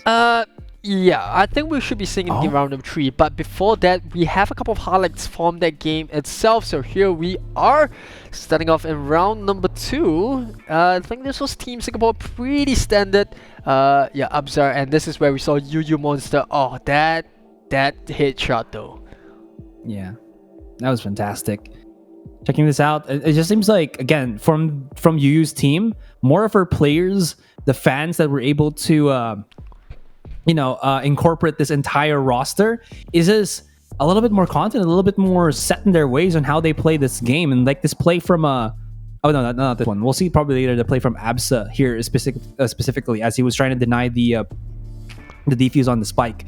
But in any case, you are seeing him just kind of dominate here. Aside from Dopamine, who was also pretty fly. Nice little transition there onto the crosshair. And look at this, Yuyumonster just joining out on the fray with an Odin to boot as well. She's like, I've had already of this nonsense. Take out the best weapon, one of the most expensive weapons in the game, and just start ripping people apart. And that is just going to be it for the highlights. So, yeah. Yep, so that's pretty much about it. But that is the end of round 2. Let's take a look at the scoreboard as of now. Larissa Rochefort currently at 1-1 after losing against Team Singapore, who Lo Josette is with. I don't think, or rather not Lo Josette, but Yuyumonster. So it's 1-1 for both Team Indonesia and Team Singapore, with Lo Josette from Team Malaysia losing that game against Willcomeback. So Team Thailand looking very strong, kind of expected there when we kind of have that little bit of a prediction going on. So they are currently at the top of the leaderboards with a perfect 2-0. They will have one more game, and I believe that's going to be against Team Indonesia themselves. So hopefully we do see a triangle death. If not, it's going to be a pretty much a straightforward win for Willcomeback. I'm more interested about to see, who's going to be the MVP, because that lucky fan is going to walk away with a Secretlab. So that is what's in store for now. But with that being said, this is the end of round 2. Once again, I want to give a big shout out to official gaming headset of the AMD Streamer Challenge, and that's going to be none other than EPOS. And as you can see on those streams, our streamers, they are actually using the EPOS 600 series, where me and Asray are using it as well. It's kind of designed for gamers, and it accepts no compromise in quality and performance of their gaming accessories. So with that being said, we still got one more match to go, but before all of that, we're going to go for a short break. When we are back, more Valorant with the AMD Streamer Challenge. Alright, ladies and gentlemen, welcome back to the AMD Streamer Challenge. With you as always, not as always, but for now, it's me and Asray. We wish we could be with you as always, but that's true. That's, it's not possible. But well, before we move on to round 3, let's take a look at the standings that we have thus far for today. And here we have at the top, well, I say at the top, but in the third bracket, you do see Willcomeback, who is from Team Thailand, currently 2-0. Will we finally see them get defeated as they go up against Team Indonesia next? I do not know, but we'll find out, because Larissa Rochefort is currently at 1-1. Lo Josette from Team Malaysia still hunting down for their first win, and we have Yuyumonster in the middle of the pack alongside Larissa, also from Team, or rather not also, but from Team Singapore, also at 1-1. So the middle of the pack pretty even. We will see a little bit of a tiebreaker issue if Willcomeback from Team Thailand do lose against Indonesia, because then that would tie both of them at 2-1. Although if you go by competitive standard, that means that Team Indonesia should go through, because 2-1, but Indonesia does win that matchup. So I'm not sure how that will turn out, but if predictions or if math or statistics don't lie, then Willcomeback should have this in the back, like a trio in some sense. Yeah, they really should have it. I feel, but we will have to see how that kind of pans out. And I think if ever we do have a tie in terms of the standings here, it's going to be the rounds that will differentiate these teams. So again, the round difference is going to be super important here, and we did see a couple of rounds really go turn the tide in one of the sides of the teams, like that match with Yuyumonster and Larissa Rochefort. It ended what, 13-1. Yeah, kind of a landslide, to be honest. But well, from time to time, you will see these streamers' point of POV, and yeah, we have already seen a couple of players just like Yuyumonster. We saw Josette, we saw Larissa Rochefort, and well, we finally will have our chance to look at a point of view from Willcomeback from Thailand. So I'm very excited for that. And just want to remind you guys that our streamers are playing on the HP Pavilion Gaming 15 laptops, powered by none other than AMD Ryzen 7, and you can get your own laptop and find out more details by going on to amdgaming.gg/HP. Remember, you gotta click on that link, and we also want to take the time out to give a shout out to our official gaming headset of the AMD Streamer Challenge, EPOS, and our streamers will be using the EPOS 600 series as of us, and when I mean us, I mean refer to me and Asurai. And yeah, the headsets are kind of designed for gamers that accepts no compromise in quality and performance of the gaming accessories. So with that being said, if you want to find out how you can take part in the challenge yourself, you can always head on down to amdgaming.gg. That's AMDGAMING. I can't believe I got gaming wrong. And then .gg at the end to find out how you can be part of it. I'm so ashamed of that. But it's okay. We're gamers. We don't know how to do math. I have no time to spell, right? I don't know how to move the keyboard and the mouse. I only know how to tap hits. That's all I do all day. But yeah. We are going into our very last game of the day, which is Team Thailand against Team Indonesia in this round robin format. Asurai predictions? I think it's just gonna go to Willcomeback. Like, we haven't seen their game just yet, but considering of the standings here and to who they've come up against already in this round robin, it seems like they're pretty much I think like you would say a while ago, a stacked team. So these ladies and gents are pretty cracked. They're pretty stacked and pretty five heads. So all the memes by the Zoomers is, I think, you know, all the terminologies by the Zoomers is, I think, falling into the laps of Willcomeback's team from Thailand. Well, don't say that. We're pretty young ourselves. But yeah, you definitely spotted a couple of talents there. Even for Yuyumonster, who, you know, despite being the bottom frag of a team, was no easy feat to go against. Like, we saw the crosshair placements, we saw the spray down, we even saw the hit taps with the classic, and you know, she clutched up you know, like I said, even though she didn't get a lot of kills, the kills that she got was very pivotal to her team winning in such a large margin. So if Yuyumonster can do that by herself, I'm excited to see what Team Thailand can bring to the table. But here we have the POV of Larissa Rochefort herself. We're going to be playing Why on did I say Ascent Crawford? here. Larissa Rochefort. I'm so sorry. Or, you know, you can say the other one. There's wait, there we have it. who's Tomb Raider again? Lara Croft. Lara Croft. Yeah, there Lara we go. Croft. Yeah, we're just fumbling over the place today, but there's a reason why we're casters, not like movie connoisseurs. But let's go back into the stream. So here we have, finally for the first time on our screen, Willcomeback's POV, and doesn't look like she will be playing that Battle Sage. I'm not sure what she's saying. I don't really wish I could speak understand. Thai. Yeah. Hey, but wait, speaking of Thai, if you are one of the Thai viewers, you're watching the stream, you can also catch the Thai version, which is hosted by Patis on twitch.tv/Patis. So if you don't understand English and you're wondering why you're rumbling, and you're Thai, just go on to twitch.tv/Patis, that's PATIIZZ, and you can catch the Thai version of the stream. And if you're one of our Indonesian viewers, you can also watch our host Lucas Lau on twitch.tv/versus Asia. So those are two alternative streams that you can watch as well, or you can always head on to amdgaming.gg/live and select the appropriate languages. I could be wrong, but I think Xander is a high-ranking player. So I'm kidding. I'm just saying, seen his name before, but Xander is a pretty common name to pick by a lot of the players, so this might not be the same person. But in any case, this is going to be, like you said, a definite good one. In Ascent, we've kind of been treated with all the maps here, and what is this? Like a treat from Thailand? What is that? A chocolate or fruit? Please don't be chocolate and raisin, because that's the worst combination ever. That sounds just weird. What is the weirdest? Terrible. What is the weirdest fruit you've ever had ever? That kind of surprised you. Raisin.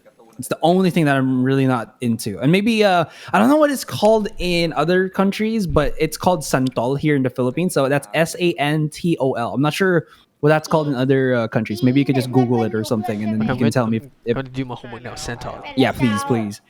But that tasted incredibly weird to me. Like it just tasted It kind of bland. looks like and- mangosteen. Yeah, but I don't think it's mangosteen, because mangosteen's supposed to be like sweet, right? I have no idea. Like you have really. It looks like a mangosteen turned bad.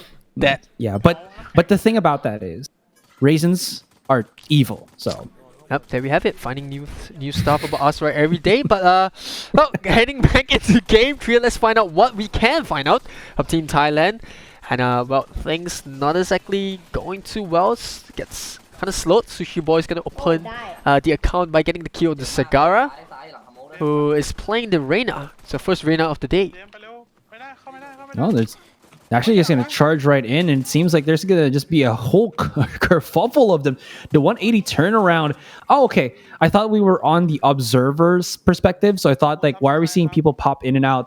It's because we're actually in the perspective of Willcomeback, but able to make it into a 2 versus 1, and immediately they're like, yeah, we see the Omen in A heaven, so let's just scramble all the way through B, but they're taking the long way around, so this will allow the Omen to actually go into the B side as soon as the attackers come here.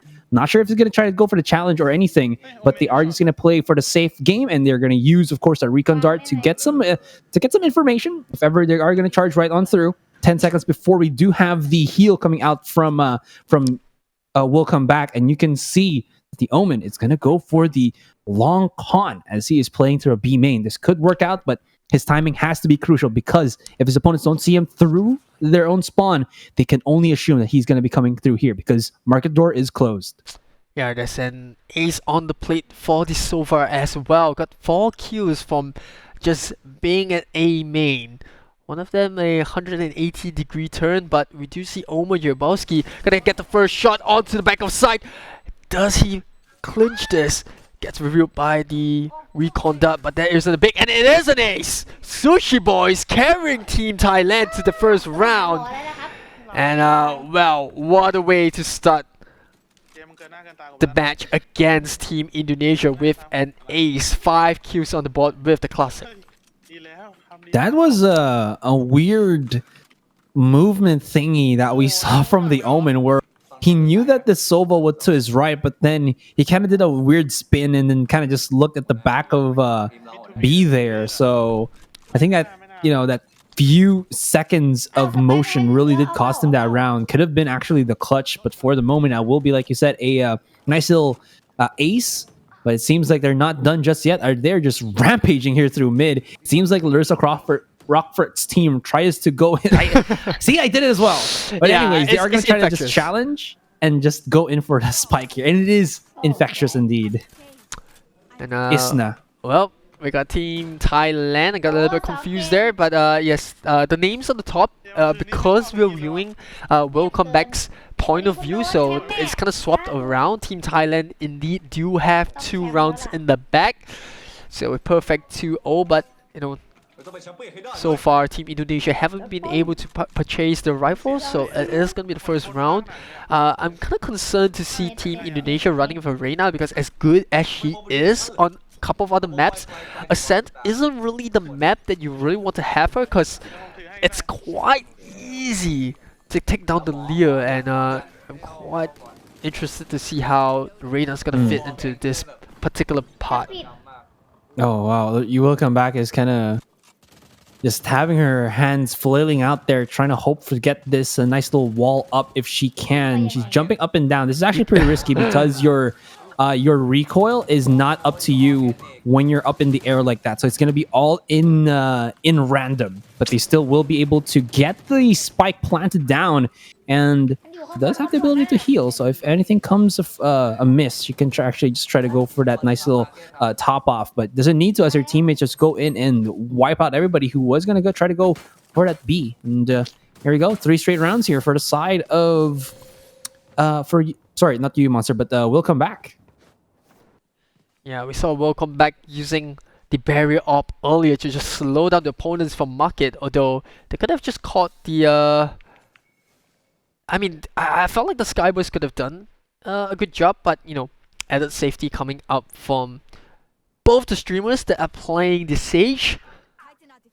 It does look like a lot of our streamers are playing Sage. In fact, Yuyumonster was playing Sage previously as well, so not sure if they agreed on this previously, but we did see the Viper getting played by Larissa herself. I'm just gonna avoid saying the middle name just to, you know, avoid saying Crawford.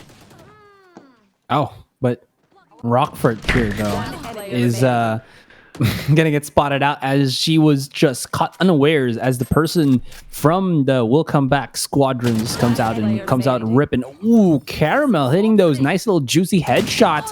Has to hit another one, but does not spot out that there was gonna be somebody going in and going for the stairs. Okay, misses the shot on the Nanoswarm. He's like, I'm gonna make sure. Whips out the Hive Mind knife and just lashes away at it. Have at thee.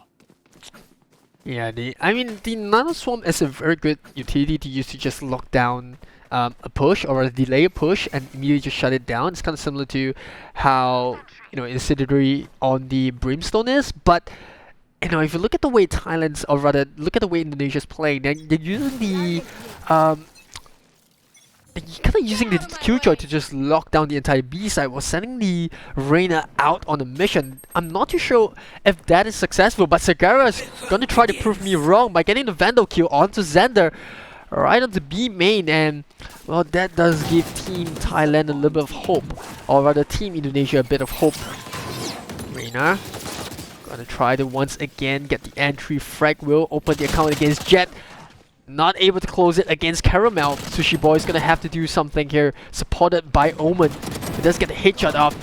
The Paranoia will get the blind onto the Sage, and for once we might see Team Indonesia try to get this one in, but Team Thailand by no means making it easy. Oh, that right click from Frozenstein. You know, we do see these rounds go heavily into the favor of Willcomeback.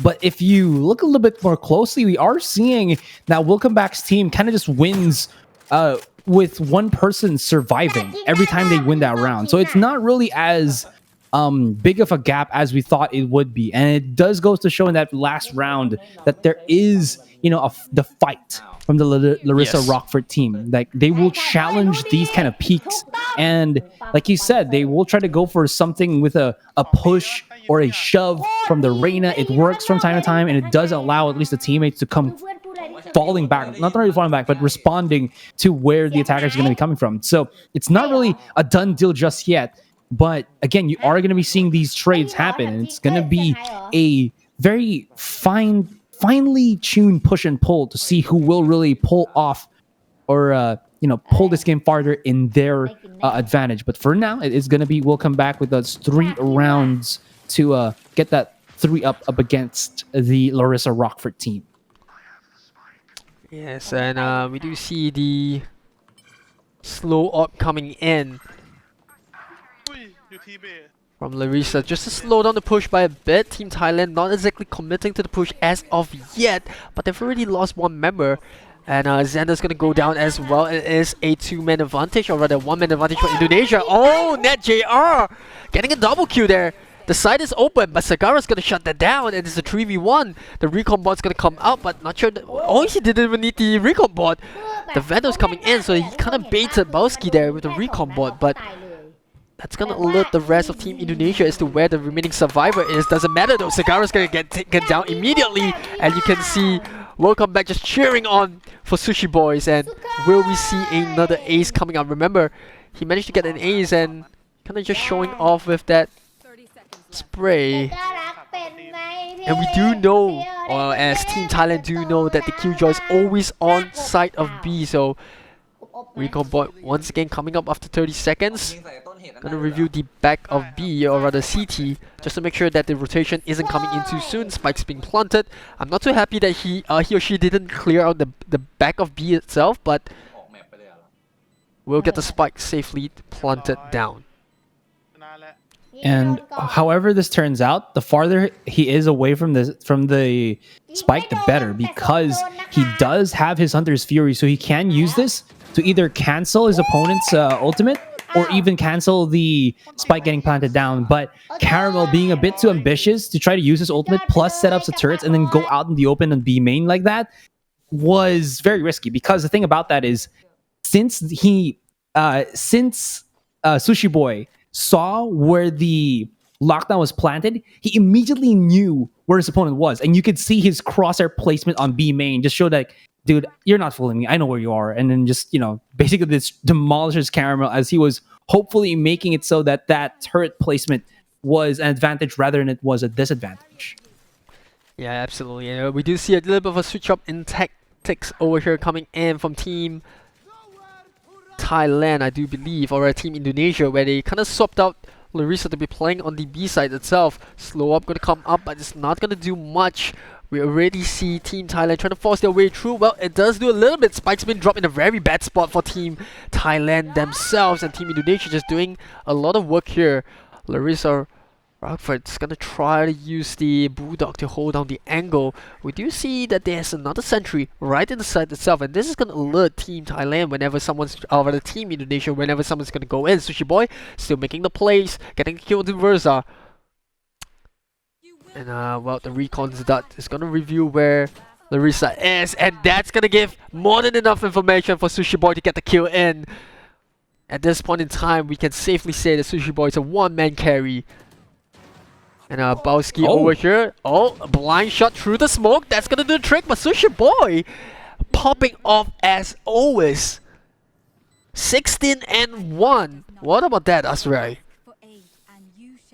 He's just crazy right now. I think what the strategy is for Willcomeback is, since they know that Sushi Boy is like the top fragger, he doesn't really have to do anything to start off the round. And also, as being a Sova, you're more useful using your utilities than you are kind of just like, rushing to a site and dying needlessly. So they are using him, they are using their teammates as kind of ways for Sushi Boy to figure out where the opponents are, as well as set up for his own. And then he kind of just follows up and get these kills pretty easily, to think about it. Now Willcomeback is gonna wall them off. Okay, never mind. They break it and then they rush onto A. Yeah, I mean, the thing that I do like about the way Thailand is playing is that they do use the Lear to go in, and the team just immediately backs the Reyna up, which you rarely see in very amateur games where the Reyna goes in, tries to do all the work by herself. But for Team Thailand's perspective, they just try to make as much trades as possible, especially on the attacking end. You do want to get those trades because you can definitely assure that it's going to be a 5v2, or at most a 5v3 when you enter the site. And you're going to see Sushi Boys, no mistake there, double frag onto Heavens, and it's going to be a triple frag. It is a 4-kill round for him, almost going to use the teleport, but they don't even need it. And well, Team Thailand just continuing on this rampage that they are on. Holy moly, Sushi Boy's movement is just so fly. And okay, that's actually one of the things that you can really, not really exploit, but use to your advantage in terms of movement compared to like CSGO. Because CSGO has a crouching limit when you spam it a lot, but Valorant does not. So if you're in a position where Sushi Boy was, and you can just like, play whack-a-mole with your own head and just peek out on double box on A like that, it's so difficult to try to deal with. And you see him just use it to full effect, and it was just nasty, to say at the least. That's also nastier because Frozenstein is not going to get any kill at all with a judge at close range. At Net Jr. just basically, whatchamacallit, he did the movement. The Michael Jackson, the hee-hees. And we do finally see Net JR getting shutted down by Bowski, but the job's been done. Spike's getting planted down by Team Thailand. And this is going to be one of the, a little bit hard to retake. Leo's going to immediately get taken out by the operator. Oh, Sushi Boy going to check the right and left as always when crossing the road. And Sagara and Larissa is going to be paid for that mistake. Team Thailand locking down the site after the plant, and you definitely do see some sort of a system in place here for Team Thailand. Whenever they do get the spike planted down, there's always a jet, and not only the jet, but there's always two members that's cross-firing on that one entry point, and it just makes it so tough for Team Indonesia to go for the retake because they have to check both sides before moving in, especially on the map like Ascent. When you get the plant down onto B, it's just so tough to retake because there's only so many entry points that the opponents can come in from, and as long as they get those two, especially lane and from CT locked down, it's almost close to impossible for the retake to come successfully. It definitely is. There's just way too many angles to try to work with. I'm sorry, I'm getting a little bit dizzy because Willcomeback is like twirling her sage in front of us, and I do get like motion, not really motion sickness, but when you do it like that, I do get slight motion sickness. Well, they are a little bit weird. I mean, if you compare her to professional players, they do tend to have a little bit of a low sensitivity. But you know, like we said, they're not professional players, and well, high sense do work for some players. A low percentage of players, to be exact. Willcomeback is gonna have to heal his her carry up because they can't lose Sushi Boys at all. I think if they lose Sushi Boys, that's when the effectiveness of Willcomeback's team does kind of what's the word here? Kind of drastically change. But for the moment, they still have yet to actually plant the spike because it's on Willcomeback, and yeah, she just noticed it. She's like, "Oh guys, no, not like this." Now she will, and still a 3 versus 1. Reina got spotted out, but Sushi Boy got picked up, and he's gonna get, you know, eaten up like sushi. Yay! A little bit of a risky play from the Omen right there. Not too sure what the duck cover was about. I would prefer it if they just use the duck cover onto CT because they know where Reina is gonna come from, right? It was pretty obvious.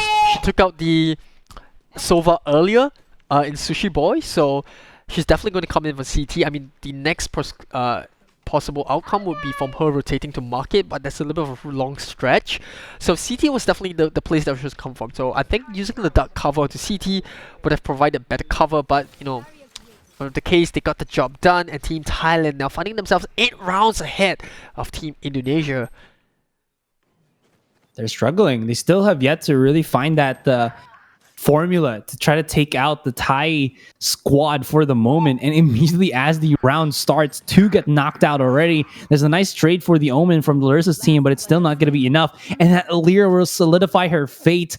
This is why the Bucky is kind of thwarted a little bit here on Ascent, because that particular angle, just a long alleyway that the Bucky basically has no effect. Last man standing there was trying to go for the spray down on mid, did not connect, and turned quickly into a 2 versus 1. That's going to be a flawless for the Willcomeback team. And like you said, we are just drawing farther and farther away for a chance for Larissa's team to get that 1 up, to get that victory to their pockets. And it's 1-10, with the first round looking to end into an 11-1. But we'll see if they can get this one back up. They don't have I think they still have some money to work with because their loss bonus has been maxed out every single round. So they can at least have some utility to work with. And it seems like Larissa will be buying up into the Guardian. Haven't seen her use this one. But we'll see how she puts this to good use as the round has already started. And it seems like they're actually getting the kills that they need to. Absolutely. And we also saw a couple of action coming up from the operator.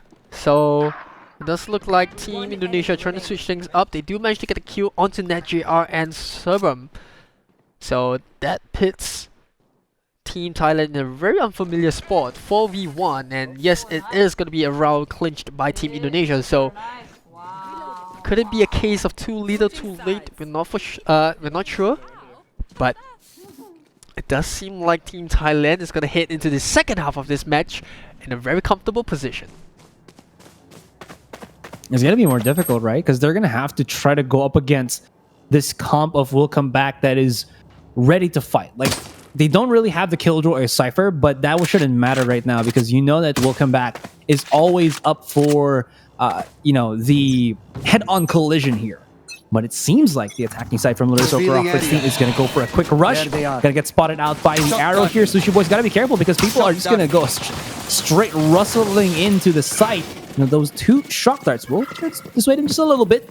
Lear might come out here. He's gonna get thrown out, but there's some crossfire here from Serpy. Does get spotted out there. And Sushi Boys, he has to connect the shots, but Zagara with the alt clicks on that classic says otherwise. And we still have 5-man strong from the Larissa team. And that cover is going to delay the Jet from being able to push out. But Net JR is like, I do not care. I'm just going to go right through it. Willcomeback coming into lane. Not able to do the job there. But the gap in the ice wall will allow Thailand to get a couple of frags in. Only one frag to be exact. Now Jet JR doing all that she can. But Sagara is going to shut that down. It is an ace. And once again, what are all these aces on pistol rounds? It was Sushi Boy in the first pistol round in the first half, and now Sagara's saying, you know what, I can do that too. It's not over till it's over, player, and it seems like it could be a momentum play here. Since they do get that first round up, they will be able to try to challenge, but is this right? Oh, no.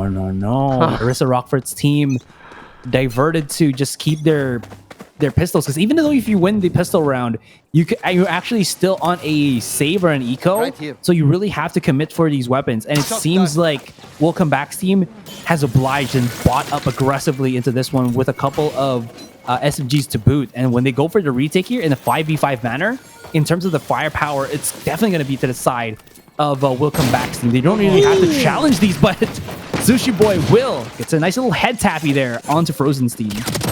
And Omen with the balls in play here, jumping right onto the ice wall, getting a kill onto Larissa Rochefort.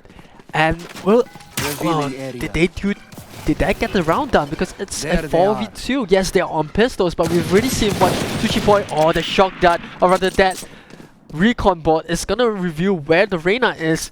Trying to go for that one tap, and wow, Sushi Boy hiding within the dark cover, caught Sagara off guard again. The shock dart's gonna go through, they know where it is. And yes, Sushi Boy pulls one out from nowhere. 11-3, match point for Thailand. Oh, not match point yet, they still got 2 more rounds. Yeah, got a little bit carried away. More so than not, it feels like it might just be that. Because that's also the thing that you have to take note, right? When you're gonna be in a game such as this, like in Valorant where there's economy, knowing when your opponent might actually go for a force buy to counter you out is so important.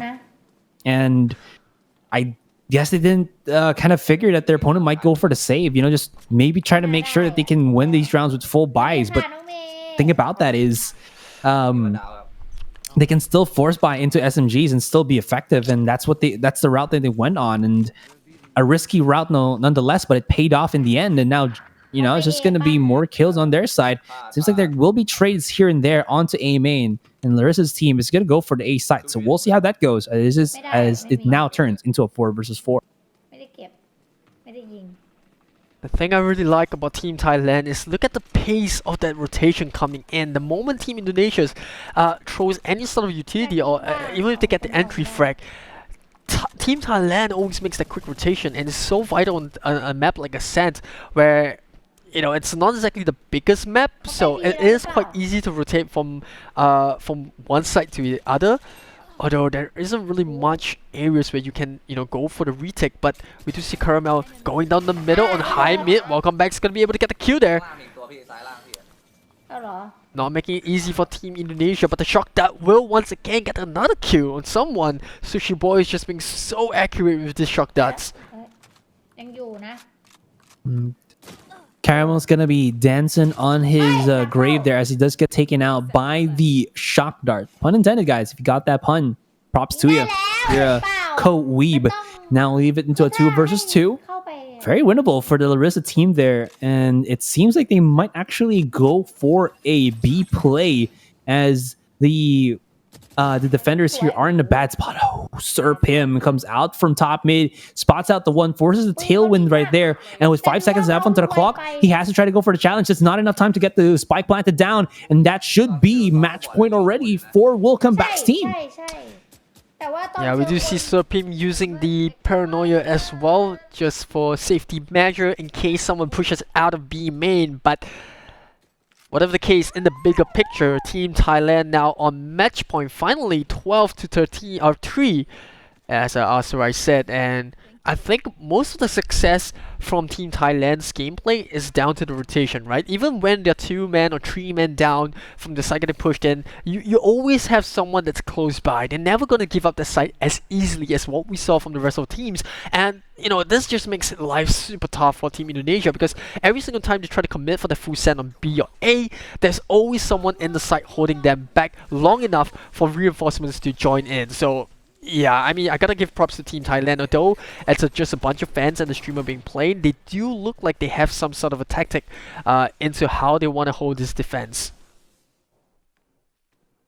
We do go back now to a 2 versus 4. Larissa, she got caught out. That's gonna be the follow-up, and that's gonna be the game. She raises her hands in the air and starts clapping, and guys, that's GG. Yeah, so before we do congratulate Team Thailand, let's take a look at the scoreboard. Sushi Boy 32, twice the number of kills of NatJR, who's standing in second place because of the average combat score. Remember, the average combat score doesn't only take your KD into account, it also takes the amount of damage you do. Oh, yes, sir. Trying to have a little bit of play, but it does happen, right? When you have a lot of things happening back, and that's what you can do with a Ryzen processor. You can do a lot of things on your computer, including streaming and including running a lot of applications on the background. So that's just, we're just showing off, right? We're just, you know, it's a weird flex, but we're just showing off what you can do with that processor there. But coming back to the scoreboard, we do see Serpent doing pretty well. Third place, 18 kills. Willcomeback definitely could have done better, but those 2 kills did contribute to Thailand's success. So with that being said, congratulations to Team Thailand. We'll run up the scores for the official standings, but I mean, you gotta agree with me, right? Team Thailand just showing why they are not a team to be fitted with, because, well, the perfect 3-0. Yeah, it's just scary to see how good the Thai team was, especially Sushi Boys, who single-handedly clutch a lot of rounds for the Thai team. And that's not really the easiest thing, right? But especially with the Sova, but he does it so increasingly well. So I think we're just going to check out the highlights here and see how that kind of pans out. You know, what happened beautifully in this game. And just check out Sushi Boy. Just look at this crosshair placement. Really, really good. And he really did solidify the Thai team for Willcomeback. And like you said, the 3-0. Yeah, and we saw a couple of aggressive pushes coming in from Team Indonesia as well in the second half, which we should be able to catch later on. But look at that. Look at Sushi Boy's crosshair placement, like you said. Always at hitline level, you know. The first shot ever so accurate. And I think he even had a couple of important shock dart kills. And this is where we saw Larissa. For a moment, we thought there was a bit of hope for Team Indonesia. And yeah, it was just one too many pushes coming in from Team Thailand. Look at the aggressiveness coming in immediately after the Leo, just going in, making sure that they're not giving Team Indonesia any sort of a space to breathe. That is just clean. Oh, this one as well. Tappy taps to the brainsicles. And Serpim, I love this play. Like, he knew that he could jump over the ice wall. He just does. Even though he did get punished, that's still a play that is definitely worth, because you do stop the spike being planted down. Sushi Boy just creeping through the smoke. That is just filthy. And then he has this nice little fadeaway shock dart that we've not seen in the highlights there. And this is just the GG Paul 13-3. And that is it. 3-0 for the Willcomeback team. Yeah, definitely. And with that being said, let's take a look at the official standings that we have as of today. So, well, it is the end of the round robin, with Willcomeback from Team Thailand clinching a perfect 3-0, taking a win over Yuyumonster Singapore, Larissa Rochefort Indonesia, and Josette. Unfortunately, they do not get a win over the rest of the team, so they'll go back with a 0-3. So for Team Malaysia, don't worry, you have definitely seen brighter days, and there will definitely be a win ahead of you guys. So you can always go back and practice. But with that being said, I want to give official congratulations to Team Thailand. They are the winners of today's AMD Streamer Challenge. And once again, I'm gonna announce the prize. In 4th place, they will walk away with a HP Omen Reactor mouse. 3rd place, they walk away with an EPOS GSX 300. 2nd place, or rather for Team Singapore, I believe, for Yuyumonster, they walk away with a HP Omen 1100 keyboard, and for Team Thailand, like we mentioned, they walk away with the EPOS 601. And there we have it, cycling through. These are the prizes that the teams will walk away, but don't go anywhere because we still have one fan who will be crowned the MVP, and I think it's kind of a no-brainer here who's going to be the MVP. From what we saw, it should be Sushi Boy, but we're just going to wait a while to get the confirmation on that. But if it is him, then he will be walking away with a Secretlab chair. So yep, Wait. I've got word in my head from production that it is Sushi Boy. So congratulations there. I wonder how I guessed that it was Sushi Boy that walks away as the MVP of today's AMD Streamer Challenge. He walks away with a Secretlab. Sorry. I'm just gonna say, doesn't that mean Oh, holding away with it? oh, I swear you got cut off a little bit. Oh, Maybe you want... hello? Yep, we're back. Hello? Oh, there we go. Okay, I'm back. I just wanted to clarify. Is he gonna be walking away with it, or he's gonna be rolling out away with it? I see what you did there. Alright, so here we go. Yep, congratulations to Sushi Boy. Now he can start enjoying having sushis on that slick Secretlab gaming chair. And well, we also want to take our time.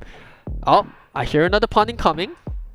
Oh, I mean, no. If you like, at least if you spill a little bit of wasabi on the chair because it's PU leather, pretty easy to wipe that off, you know. So no more stains, no more worry about stains. So you can eat all the, like you said, the sushi you want. Mm-hmm. Yeah, definitely. And well, on that note, I'm just a little bit glad that there wasn't a pun there, because I would have been taken quite aback. So with that being said, we're going to take a time to give a shout out to official gaming headset of the AMD Streamer Challenge, EPOS. And as you saw, our streamers were actually using the EPOS 600 series.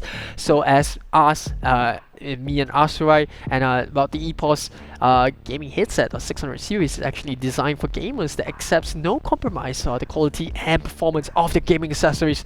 And we also like to note that our streamers are actually using the HP PCs powered by AMD Ryzen processors, and you can find out can always find out more details about those processors on HP page at amdgaming.gg/HP. And that's about it. I mean, any last words, Asurai?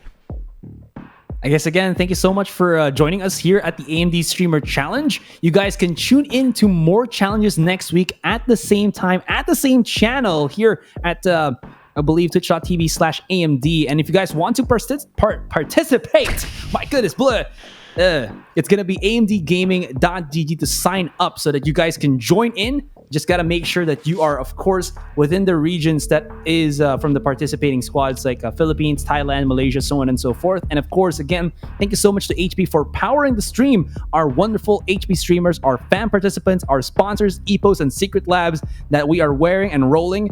And again, this event is brought to you by AMD and Eliphant. So I believe that's it. Yeah. Yep. That's it for today's episode. As Ashra said, you can always catch us next week for the next episode for AMD Streamer Challenge. And once again, from me and Ashra, peace out, good night, and stay safe.